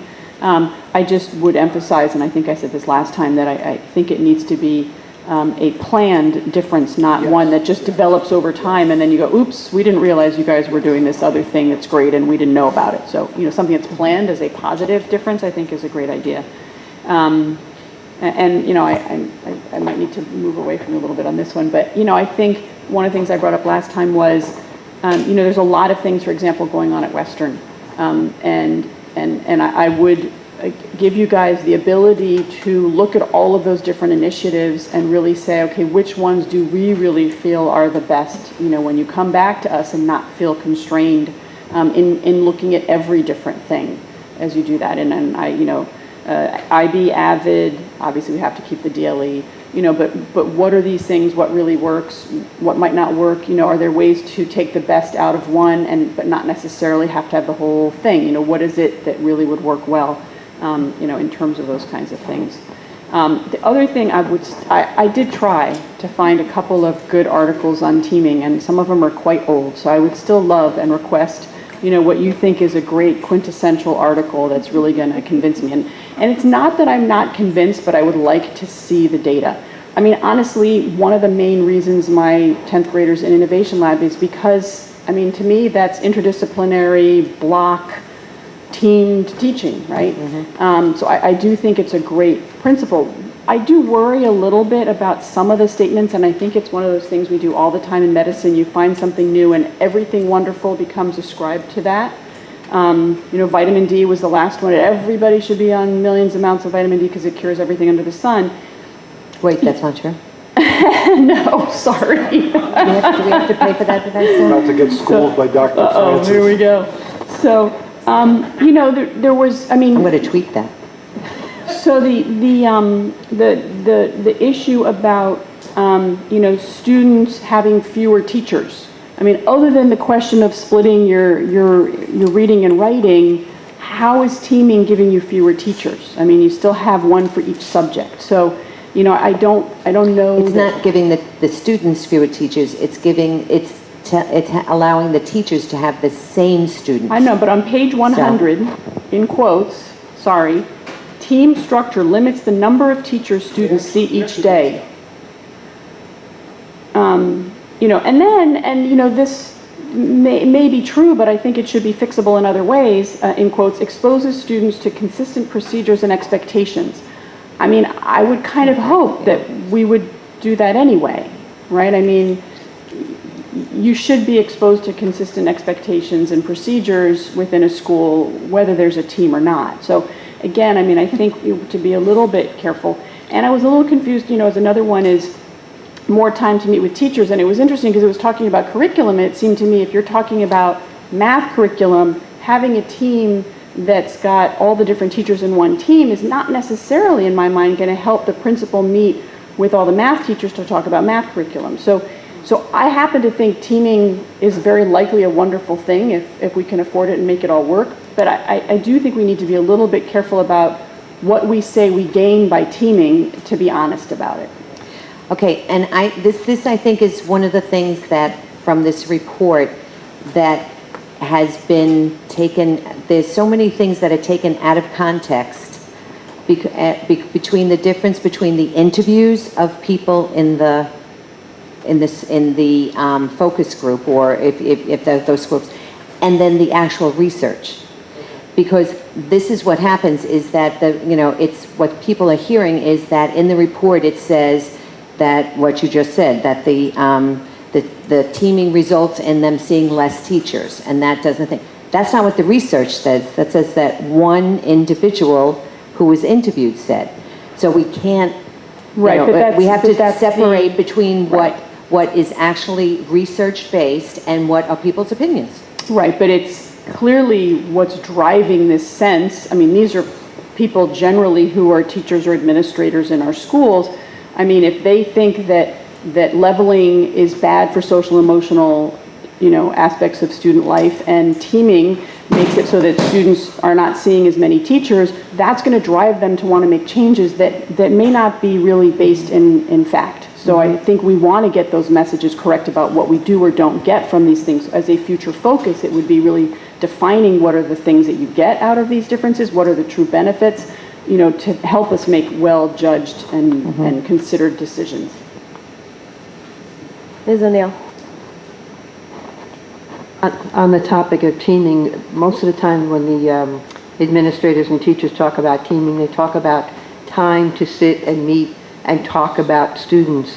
And it seems to me an awful expensive way to talk about students. It's not about instruction they're talking about different, and again, having teachers from 5, sometimes 6 disciplines to sit together to talk about usually the same small group of students, I don't think that moves the ball in terms of achievement. I think we ought to be using the time that teachers have to be talking in small groups about actually like the social studies and science, social studies and English people working, how can they work with their group of students to advance them academically. I think sitting around and talking about students is not the most productive way of advancing achievement. So I don't know if this is, I don't know if we want to engage in a dialogue over this, but okay, so. Oh, okay. I just, because the whole point of teaming, and when you read articles on teaming, whether they're old articles or they're not, part of that teaming approach is that not only are you talking about students, and you're talking about a strategy that I, as the English teacher, is going to use, and then the math teacher is going to be consistent and using with that same strategy when those students come into the classroom, or that particular students, but also to plan the instruction so that if I'm the math teacher and you're the science teacher, that we are teaching the math that she's going to need for that science lesson at the same time, so that it's not just about talking about the students. Every conversation should be around the students, whether it's about the curriculum, instructional strategies, or about literally individual students. Ms. Dayton? It seems very logical and reasonable to me that as we move to an interdisciplinary way of teaching, as more and more of those units are introduced, there is a natural, logical need for teachers to collaborate on the lesson plans, on how students are doing, whether they're transferring their skills from one discipline to another. All of this is very, very reasonable. Mr. Scher? Ellen, I'm not nearly the expert in education that you are. So I'll try to explain it in layman's terms. And also I see what my window is what my kids experience, which probably isn't good either because that's anecdotal. To the degree that team teaching is an actual very specific model. Separate from the teaming, right? Team teaching is completely different. My point is that the easiest way for me to explain it is under that efficiency and effectiveness. I'm interested in what I'll call it team teaching light. I'd like to see if there are ways, practical ways, that we can redirect things we think we're already doing, like collaborating around data, so on and so forth. Take some of those activities and redirect them towards what you just described. Deeper focus on individual students when looking at data. I'll give you another example. Absolutely, collaborating around, I'm teaching this, you're teaching that, right? But I'll give you another one. Homework is totally uncoordinated. My kids, as I said, are at Eastern. Eastern does a fantastic job with so many kids. But I'll tell you, I saw kids come home and they're loaded up and it's all on Wednesday and there's nothing on Monday and Tuesday. These to me are what I think, opportunities to advance the concepts that are under the full model in a light and practical way. And if you get the teachers together to really think about, okay, how do we advance even though we might not be able to fully adopt that pure model that's described as a way of teaching, that's what I'm thinking about. Now you have to tell us that's practical and it helps or it doesn't help. No, I think one of the things, the messages, and I should have said right from the beginning that Mr. Mayo is at a conference this evening, so he couldn't be here. And I told Mrs. Summers and Mr. Weinstein that they could go home because it was getting so late, and that I would take very good notes.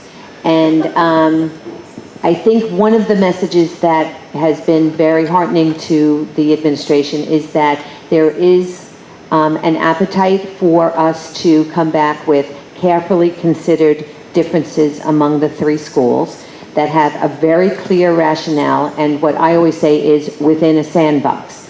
We're not going to come back and say we're not going to teach reading at this school, So I think that's exciting to them, and I think it comes at a time, I don't know that whether we planned it this way, but the fact that the district is moving full steam ahead and making great strides in personalized learning also gives us a huge opportunity here to come back with something that's very exciting for all of the schools and all of the students in those middle schools. Again, thank you for the thoroughness of this report. You're welcome. Thank you. And now we move on to E040. Next folder. Okay, I didn't receive any questions on this. This was submitted as a written report. It's I'm happy to, given the hour, I don't think you need to, yeah, okay, so I'm good. Does anyone There have any any questions? questions or discussion on this? I just wanted to say that Dr. Flanagan did a great job of separating a lot of the materials out of E002 so that this monitoring report becomes much more manageable. And I know that was a Herculean job to get it all done. There were so many pieces, so thank you very much. You're welcome. God bless you. All right, thank you. All right, so are we ready to move on to policy governance? We'll bring you back E002 with some slightly modified language on teen dating violence, I believe. So you've seen E002 before, and then the state, we've seen it lots, we've been working on this for a couple of years. The state came back with recommendations to insert wording about teen dating violence. And we got some suggestions for wording, and then Mrs. Ford, myself, and Abby Wadler, the attorney from the town, sat down and went over the wording, the whole document, to make sure that it adheres to state statutes and that we are fulfilling our obligations in those ways. And I think we are to a point where it's all legal now and it's all fixed. So if this is the second reading, we have one more to go. And Mrs. Ford's been great in terms of working on this. And so I don't know if you want to say anything. No, I just, I did contact the people from the Domestic Abuse Agency that submitted their comments to us to tell them that we went over their comments with our attorney. We included those things where we thought it was appropriate, and in places where the language was not consistent, we did not go forward, and they were appreciative of our taking the time to listen to them, and I think we're in a good place with this particular policy and procedure. Mr. Scher. Barbara, I think I asked this the last time, but if you could just reconfirm, because I know there have been some twists and turns. The only language that's being added to the policy is that is required by the state. There's nothing else that we've thrown in the mix here, right? No, and we were very, very careful of that. That's why Abby and Mary and myself sat down. We wanted to make sure that we were adhering to the statutes and that we weren't committing ourselves to doing anything above and beyond or putting ourselves in a position, in a position we didn't want to be in. So this is really a compliance action, right? Exactly. Yeah, thank you. Ms. Applebaum? Mr. Chair, if the copy that you have, the changes are in red, so you can see how there are very few of them. So Ms. O'Neill, we'll be able to vote on this at the next meeting, right? Because we've seen this before. Okay, just checking. All right, are we ready to move on to E001? This is a piece of E001. So this is definition of pilots. It's part of the policy is called Program Services and Curriculum. And so Mrs. Applebaum and Dr. Francis and myself, along with Chair Erickson and the superintendent, have been grappling with this for a while. In fact, the last PGC committee was grappling with it. So we felt it was really important for us to actually define what a pilot is.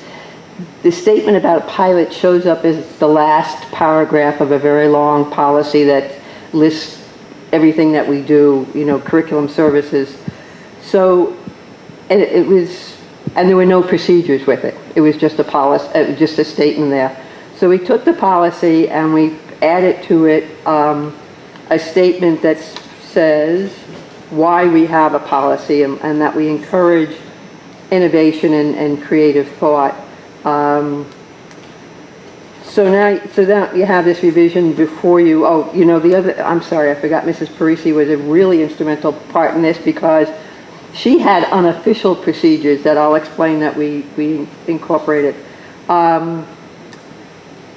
So the final product now, I believe, and the committee believes that we have we're going to be better informed about pilots, which impact student achievement, and obviously that's our main job as board people, is to monitor student achievement. So you have before you the new definition of a pilot program.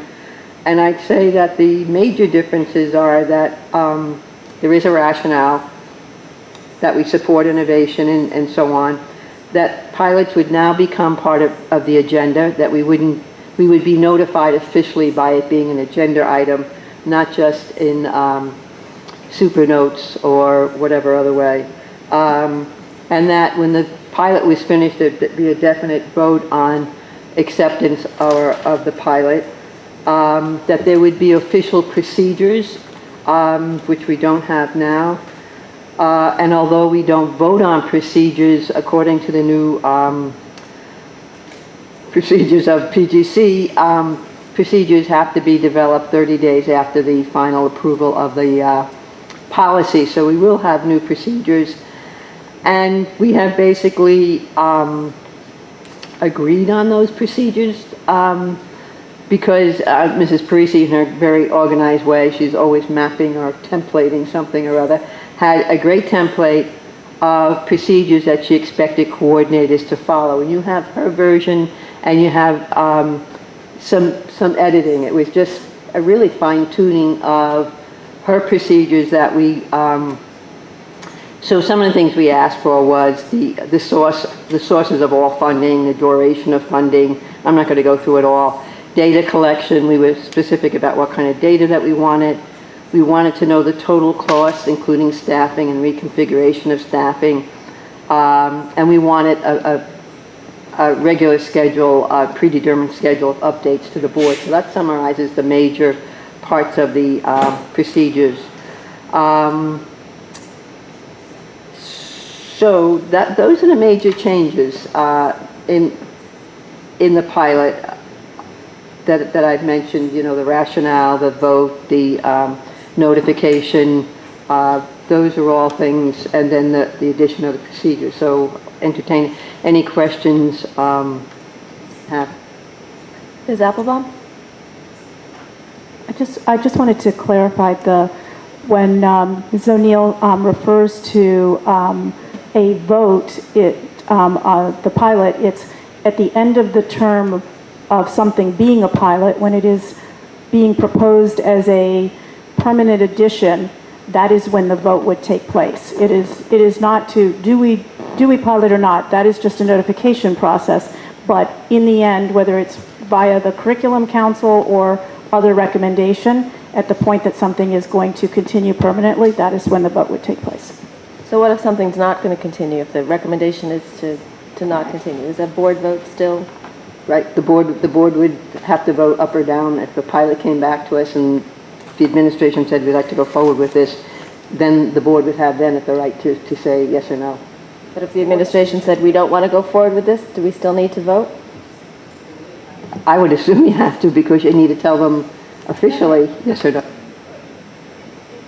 If the administration does not want to continue it, I don't think we can force them to do it. Therefore, I'm not sure what the point of a vote would be. But, well, again, this is the first read, so we're just... Personally, I like those things on record. And so if it came in, we probably wouldn't have to vote, but I think it would have to be on record at the meeting that the recommendation was not to go forward. The other thing I would say is, rather than getting one cohesive report of all the pilots, would it be acceptable to have the individual monitoring reports for the subjects cover the pilots in their area? Well, they're supposed to do that now, and it doesn't happen. Well, I just don't want to add another report if there's another way to get at the monitoring of the report. I think the way we had envisioned it when we were talking about it was that, the pilots are going to, well, actually, that's not right. Ms. Apple, I'm just asking the PGC folks. I thought that we're going to get a list of the pilots that were currently in place. I don't think it had to be elaborate, because obviously we would have all that information if they actually filed it. Actually, as Ms. O'Neill said, our thinking had been that it would really be more in the form of an update. It wouldn't be a full lengthy report. It was almost like in one of Ms. Parisi's grids. Here's the pilot, here's the status of it. It's year 1, it's year 2, it's continuing, nothing more than that. But just that we would be able to see everything on one page. at least once a year so we could track where things were. Ms. Dayton? I sent an email to the entire committee, didn't hear back from anyone, asking for some of these clarifications so that when we came into the meeting, we really understood the document in front of us. I didn't know till 5 minutes ago that the procedures are actually the form, and all sorts of things, I think, could have been clarified, but I'm going to go... Let me just apologize. I'm sorry if I didn't respond, and I have some questions that are pertinent to tonight's discussion. The draft of the new definition of the pilot, this one. I'm looking at the last paragraph, and it's a different question from Ms. Erickson's. I understand what you're saying about a consolidated report of all pilots, but does that apply to all new pilots? Because then I have a problem if a group of teachers miss that window and they can't give us an idea until the following year. It's only the ongoing pilots that are in a single report. So if there's a new pilot, when does that come to us? Any old time? We did not intentionally restrict or stipulate when those would come through. I mean, we had a little bit of discussion that it often tends to be in the spring and that we wanted to hear before the implementation, but we chose not to make a specific time because that's whenever the administration and the staff decides they want to do that. Ms. Parisi? What we are trying to do to be efficient and effective in our process is to have those come forward to Curriculum Council in the spring so that it comes to you for the fall for that cycle, aligned with new courses when new courses come to the board. So we're, again, trying to bring them forward then. Mr. Bernstein, I sorry. guess first, I don't think there's a ton of burden here. Irene's already projecting to collect the information needed to report to the board. So hopefully it doesn't create a huge burden on you. Doesn't seem like it. No. We did provide an update on the Advanced Science 6 in the STEM monitoring report, and that was easy enough to do, and that was part of the process. So. Okay. And I think this is a great idea. I like the idea of shedding a little bit of light on this. Transparency never hurt anybody, and it's a good way to understand if these go forward, what are the implications for us in terms of staffing model, additional cost. Is it something, if we do it in one school, is it worth looking at for other schools? So it gives us the ability to just take a peek in without taking that deep dive. And then the superintendent would be coming back to us with a recommendation. So we wouldn't be caught flat-footed, not understand what was happening. We'd at least know it was going on. We could ask questions about it if needed. I just have one comment, if I might. On the, in the first paragraph, the second to the last sentence, it begins, prior to implementation, the superintendent will notify and seek feedback from the board on pilots, which will be placed on the agenda as a written report. The prior policy was pretty clear that the, a pilot was a written notification. It did not require board approval per se. And we've said many times as a board that we do support innovation. So I feel like this is a little counterintuitive with the notification process, whether it be in the fall as anticipated or another time, to prior to implementation seeking feedback. I think that that may actually have an effect of dampening innovation. So I'm not really comfortable with that language. I think we were trying to get at the fact that we'd like to have some discussion, and that was the idea of putting it as a written report. And if someone felt that they wanted to give some comment or some feedback on it, support or whatever else, there was the opportunity to do that. Because we don't know if anybody, the person coming is going to follow the superintendent's wonderful super notes. I mean, we just got lots of notifications through that. So this was a way to officially notice that a pilot was going to take place. And the minutes is what makes us official, and that was the point of having it there. I guess my only point is I think that the form, which I love the form, I think it's very detailed and has a lot of information. I think that is the notice. So I think it's just a little belt and suspenders. Mr. Scher? I appreciate the work. I appreciate the work of the Policy Governance Committee to try to clarify this, and I think they've done some good work. And I think the idea of more detailed and standardized presentations is a good idea. Unfortunately, this policy, I think is a compromise, but it's not a great compromise. And here's the issue.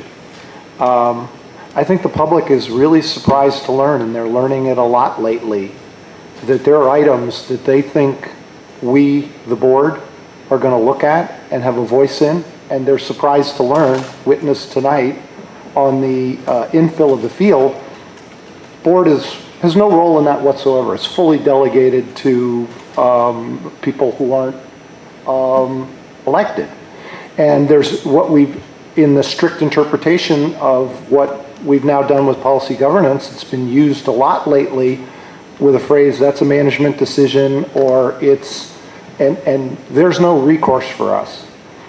The challenge that we have now is when pilots were what I think they were originally intended to be when this policy was written, is a test of something, usually something in the curricular area. It wasn't an issue. I think now we've learned that, and this rewrite of this policy actually codifies it, it can be almost anything. And we've seen some pilots during the last 2 years that are, I mean, we could debate the policy of the definition of a pilot. We've seen implementations of pretty substantial programs. And once they get, and by the way, under our rules, we don't have any oversight of that. The administration can go and take pretty substantial financial resources, hundreds of thousands of dollars in headcount, redeploy them, and the board has no oversight of that. And once these programs get created, if they're so large, it's not, the purpose of a pilot should be to test something to see if it works.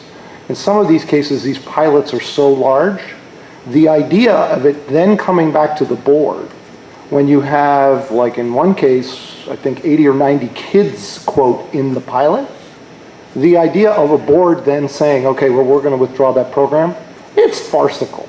I mean, it's just, it's not realistic. I don't see it happening. So, as I say, I think the committee's done a great job, but we're missing the major part, which is this strict adherence. The board really doesn't have any oversight of these things other than a notification from the administration, which I think the administration will dutifully give them. And the best you can hope under what's proposed is they sense from the board maybe support is lukewarm and they don't proceed.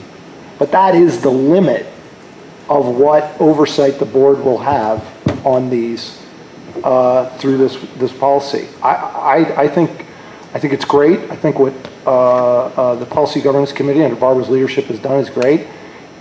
I think it needs to be much tighter, but I realize some members of the board are very happy to give all this discretion and not worry about the oversight. I think it's a mistake. Ms. Dayton?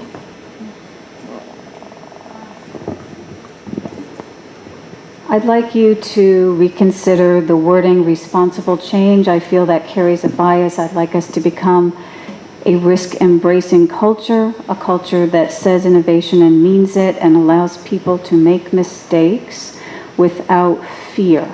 So I'm not suggesting anything tonight, but if you could just think about those words and what effect it might have on our culture, I'd really appreciate that. Dr. Francis? I think that's an interesting point, and when you pointed it out before in your email, I wasn't sure I was supposed to answer, but I don't think I had considered that as carefully. Ms. Erickson, you had brought up the question about, why the procedures sort of weren't good enough, and why do we sort of, I think that's what you're saying, why didn't we need something else? I think our thought was that the written report could just be a compilation of those procedures with that information in it. That there would basically be that stack of them that could come to us as these are the pilots that are being suggested. If all that information is filled out, that's, I think, more or less all we need. So that's sort of what that would be. Yeah.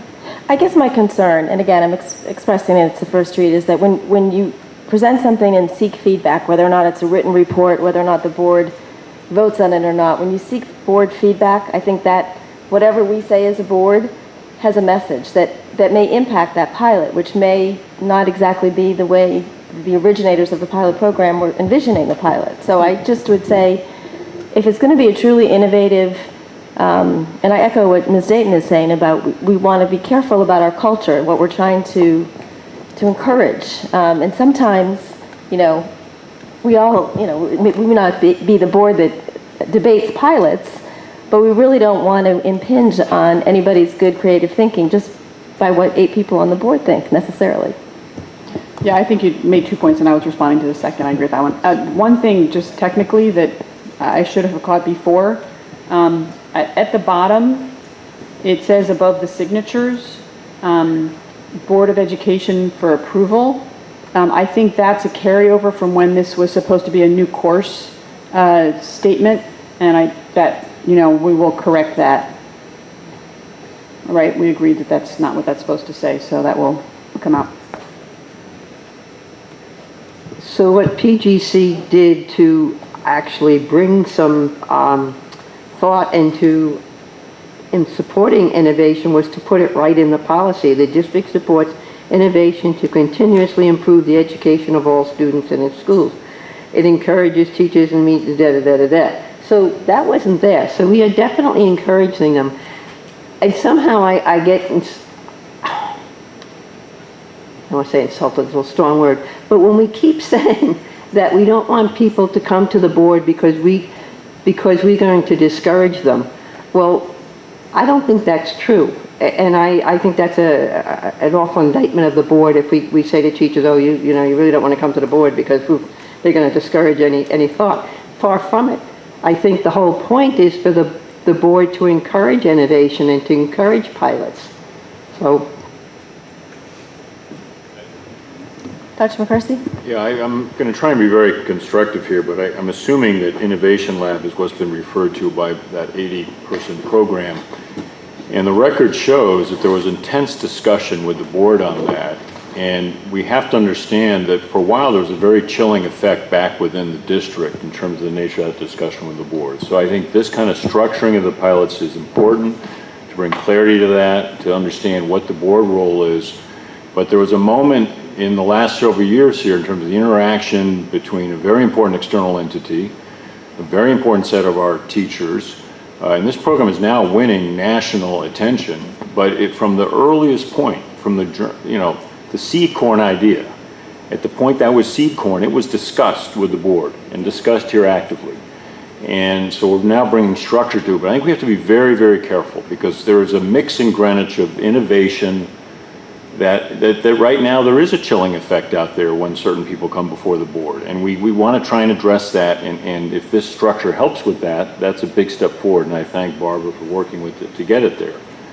But the history is there, that was discussed intensively, but there was a chill that went through the organization at a key point early on in that. And I'm trying to raise this in a very constructive way to help us. Again, I won't be here, but those next moments to help us work through it. Yeah, if I may. Ms. Parisa? Sure, thank you. So, yes, I initially authored the document because I felt that when we're bringing this I wanted to bring the information forward to the board to allow for process and procedure. You needed to be informed.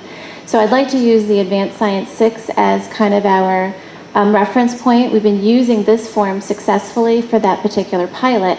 And if you go back to that, and I can certainly forward the link, but even in there with the timeline, we put intentionally when we were providing updates to the board.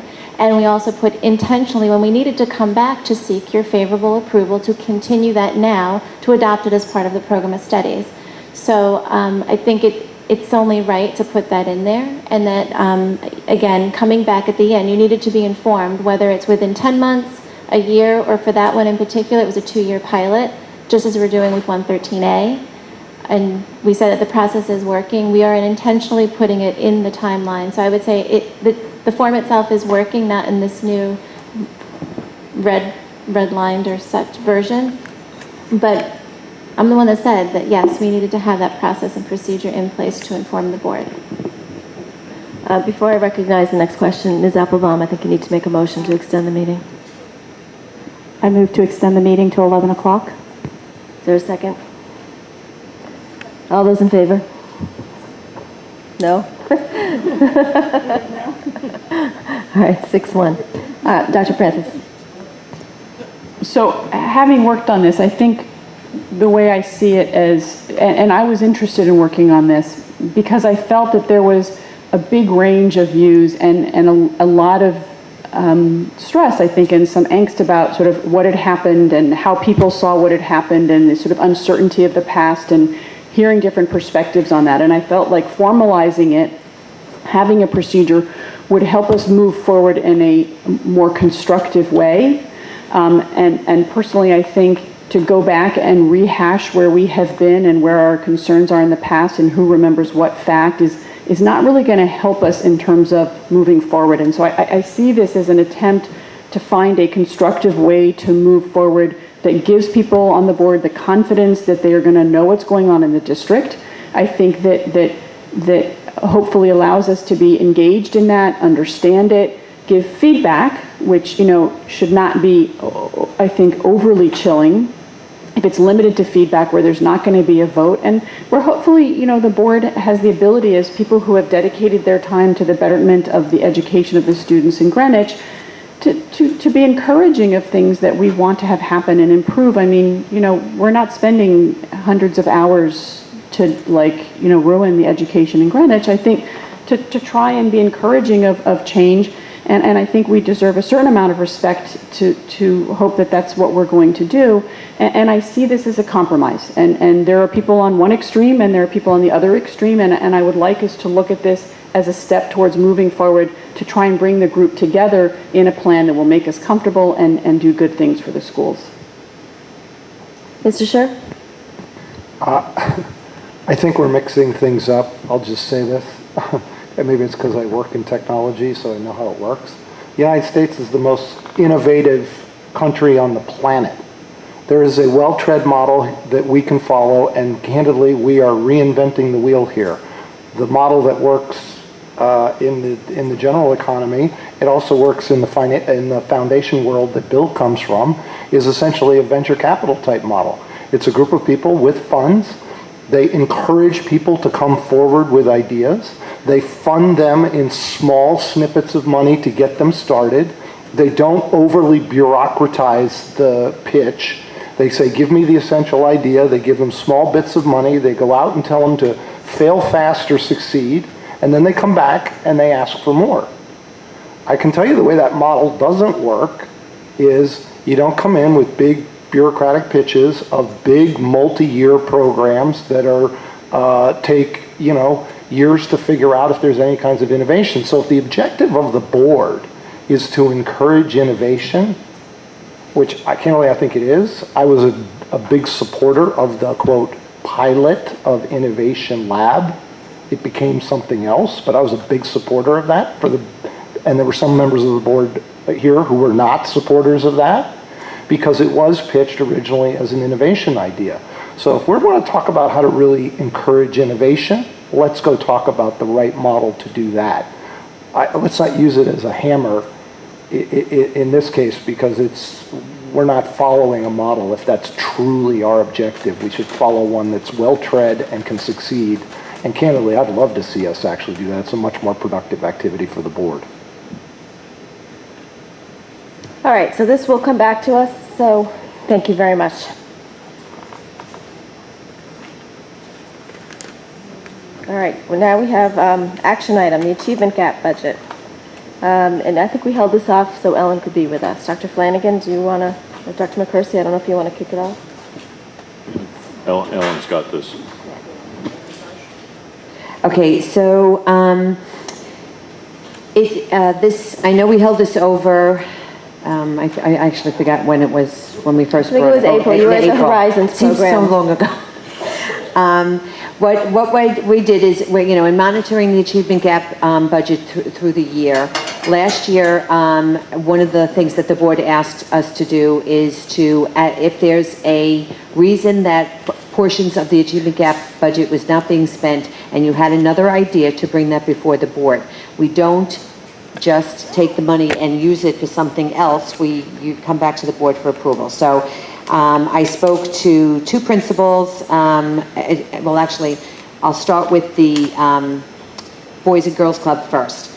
We had a meeting with the Boys and Girls Club leadership, and at the end of it, actually this time last year, where they were seeking our advice and input and help in servicing our students, because that's who's there after school every day are our students.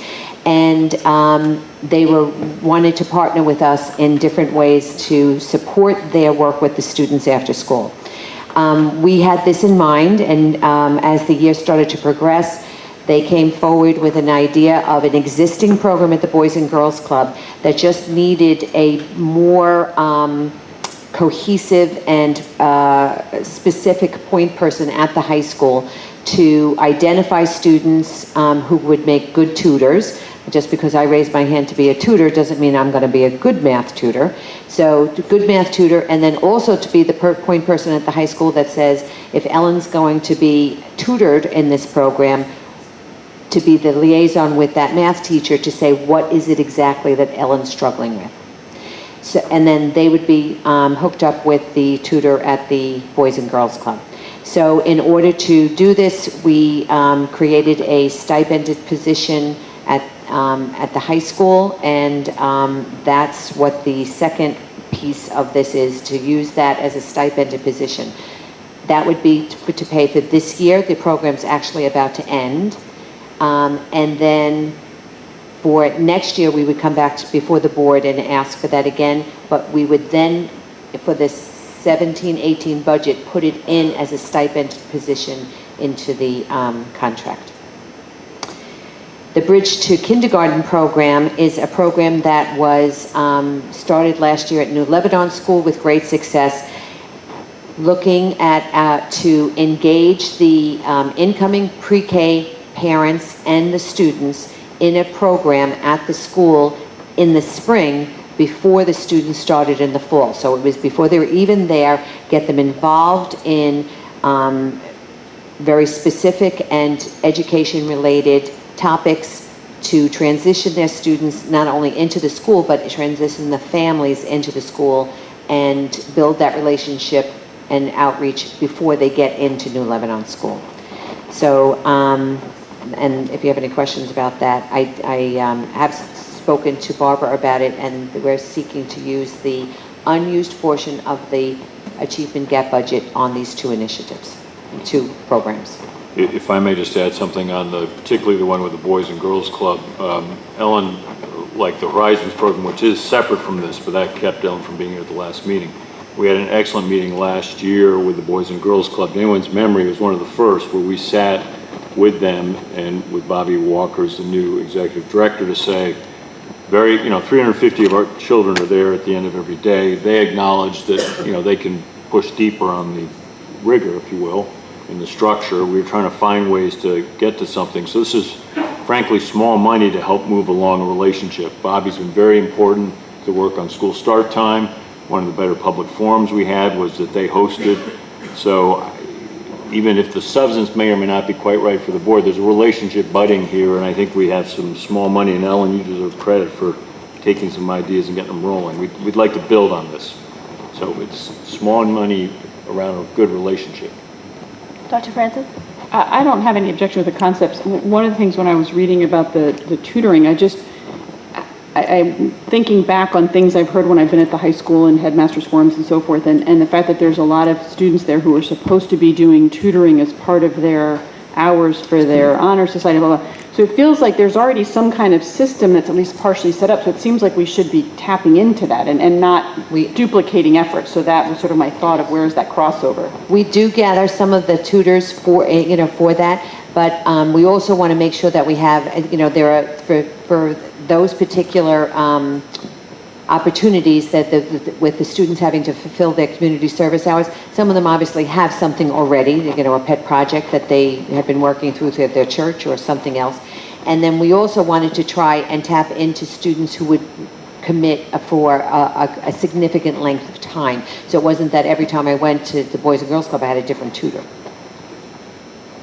And I should have corrected, Mrs. O'Neill did have a question a while ago, and I wanted to correct on page 1 of the report.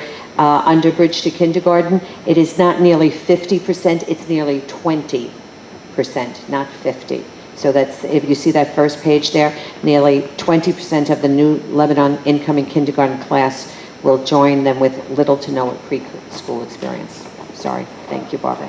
Mrs. O'Neill. Is there any other questions or discussion? Mr. Bernstein? Hey, it's just one thing, Ellen. I don't know when we knew that we couldn't use the money for its intended purpose, but I'll just say these things that come up at the end of the year, using the money make me a little uncomfortable given how close we are to the end of the year, how little Jim has told us we have left to return to the town. Just, gives you that feeling. I know, yeah. We will try and do a better job of getting these suggestions in earlier. Mr. Scher? Ellen, I don't understand the part of authorized money now to be spent. No, it's being spent this fiscal year, not next year. So, but we end on June 30th, so when's this incoming kindergarten thing going to be?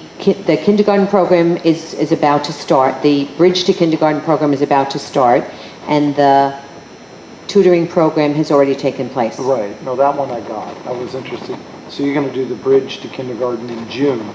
Right. Not in July or August? No. Or that's what you proposed, I should say.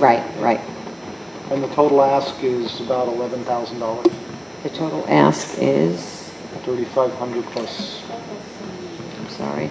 Is $89.30 for the Bridge to Kindergarten and $3,500 for the stipend for the Boys and Girls Club. Okay, thank you. Would someone like to make the motion as it's stated on the cover sheet? Making the motion? Is there a second? Jennifer Dayton seconds. All those in favor? Opposed? Abstaining? So that is 502. Peter Scher and Peter Bernstein both abstained. Okay, with that, we're going to agenda plan. Ms. Eves.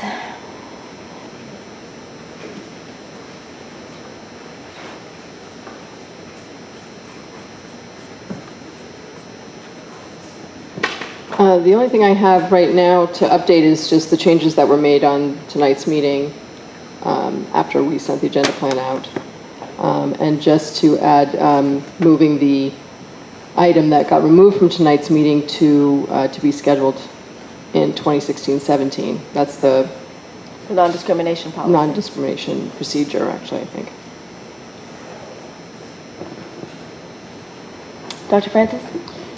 So I don't know that we need to make any decisions on this, but when I initially saw the fields on our agenda plan for tonight, I had thought that there would be some other information coming before I read it.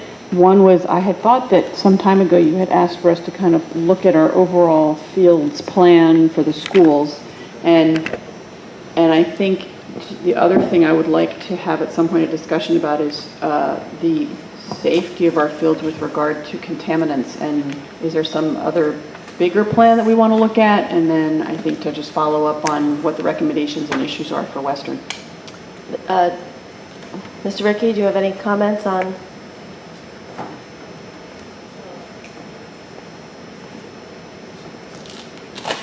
Regarding Western, I think when we were going before the RTM districts, we provided a sequence of events on where we are with what's happened so far. We've received some information back. We've forwarded that to the environmental consultant. We're waiting to hear back from them. At the same time, we're still waiting to identify the locations where the testing, where the samples were collected from. Earlier in this week, too, there was also a question from Mr. Scher about Hamilton Avenue Field. We have bid the project for the Hamilton Avenue Garage. It appears that we'll probably have about $150,000 to $180,000 remaining on that project after the reconstruction of that garage. The sense of your board was to utilize those monies for field improvements, drainage, rock outcroppings, safety improvements. Malone and McBroom, a consulting company is developing a plan. There's some other work that has to be done. Without getting into too much detail, there's also some geothermal wells on that field with the heating system there, so we have to map that out as well because that has not been completed. So we're working on that plan, but the project as scoped and moved forward by your board was to get as much work done as you can with the available funding that we have for that particular project, for that project. And then we were hoping to get some money to look at the state of our athletic facilities in the middle school and high school, but I'm not sure that with the budget cut that we're going to be able to do that with the $400,000. But certainly, if we can't do it, maybe we can phase it and do it at a later date. Is that Correct. correct? As part of the master plan project too, we would ask to look at our facilities and our fields and utilization of our fields and what our plan for that would be. Mr. Scher?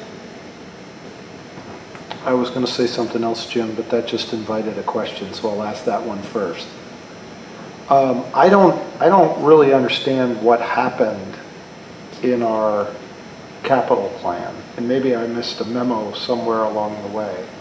When we left Greenwich High School in December, January, we approved, in addition to New Lebanon, if I'm not wrong, a $10.8 million capital plan.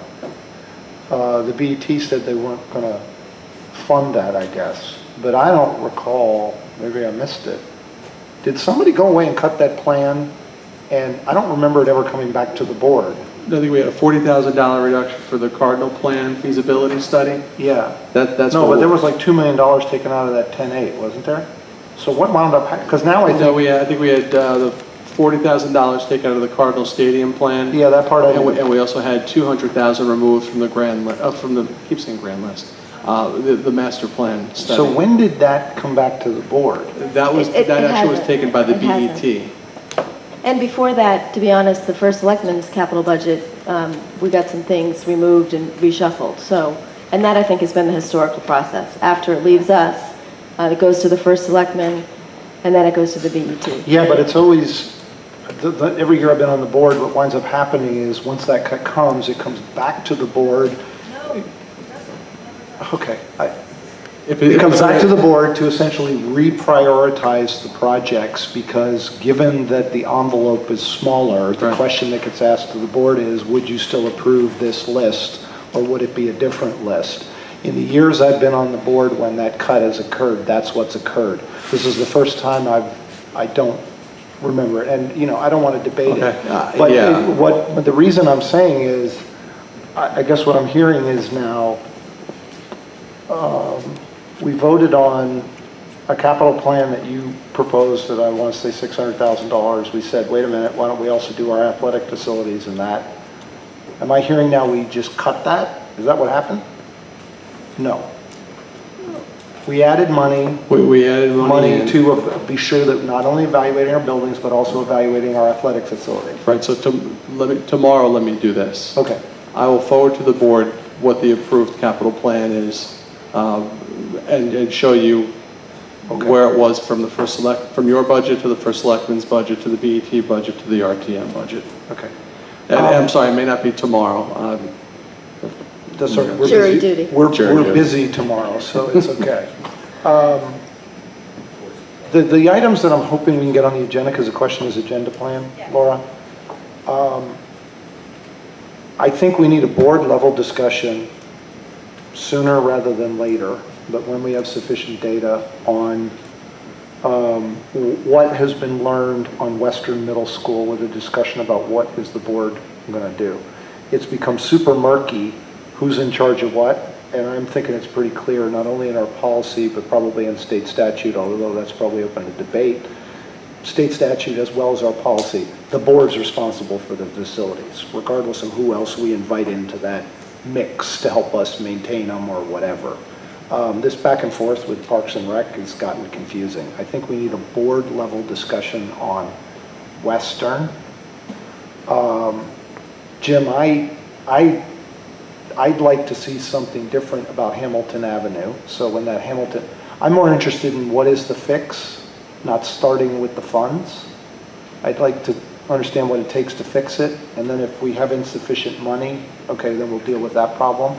I must not have articulated that well, and I apologize, because I remember when we brought this up at Hamilton Avenue, it was ridiculously confusing.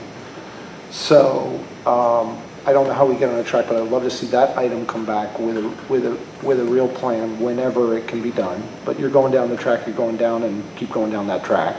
And the last one is, I don't know whatever happened to, I guess it was a Parks and Rec initiated thing on middle school fields and turfing them.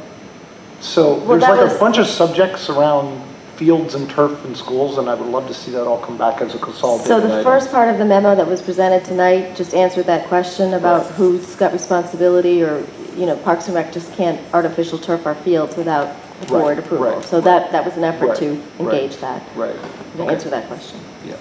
But, so in terms of agenda, whenever Jim and his team thinks they're ready, I'd love to see those topics on, Well, and I but maybe think- nobody else agrees. The middle school field becoming artificial turf was a placeholder for next year's budget, so I think that is a timely thing for next fall. Okay. And I guess I'm looking for a more philosophical level of discussion about, there was some consternation about the fact that someone just randomly went and tested the soil at Western. On the other hand, the other way to look at that is that the schools haven't, and the Board of Ed hasn't. And it seems like we now have at least 3 fields that have been shown to be possibly contaminated, and maybe we need to take a more proactive stance on addressing the possible safety issue. And I would just caution that I think we need to be working in close collaboration with the other relevant town bodies, the First Selectman's Office, the Board of Selectmen, the BET. And I would say we really don't want to encourage any behavior of people coming onto school property unauthorized and conducting tests. And now we're taking the appropriate steps, I believe, which is learning more about how those tests were conducted.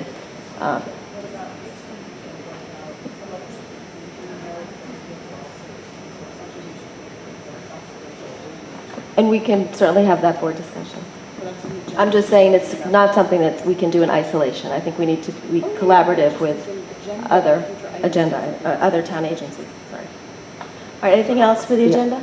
Ms. O'Neill? I was just wondering if I had missed, or was it coming, the Greenwich Alternative High School Plan? Is that come and gone and I missed it, or? I thought it was supposed to be done in April, but then I went back and checked the April agenda and I didn't see it there. Yeah, Chris is ready to come present with Mary on that, just as an update. It's up to the board when you want to fit that in. Right. And if you can fit that in the final 3 meetings of the year. But Chris and Mary have both said they're ready to come as a discussion item on that. Right, and so just to remind everybody, this was something that was shared by a super note. So if the board wants to put this on the agenda to discuss, we can certainly do that. Is that the pleasure of the board? I think so. Okay.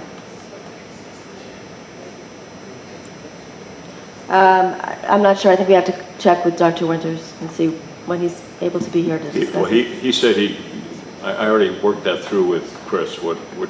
He'll be here whenever. All right, so I just need to look at the agenda. I mean, everything is busy, so Yeah, the ball. let's just figure out when we can do It's up it. to the board when you want it to happen. I cleared that with Chris and cleared it with Mary. Obviously, Mary's here every meeting. Chris will be here. So whenever you want it, they'll be here to talk about it. Okay, so we have one more motion. Mr. Bernstein, would you like to make the motion? Sure. I move that we accept the settlement that was discussed. Is it, Jim? I move that we authorize the superintendent to enter into the legal settlement presented to the board in executive session earlier this evening. Dr. Francis, second. Any discussion? All those in favor? 7-0. Thank you. Motion to adjourn? Oh,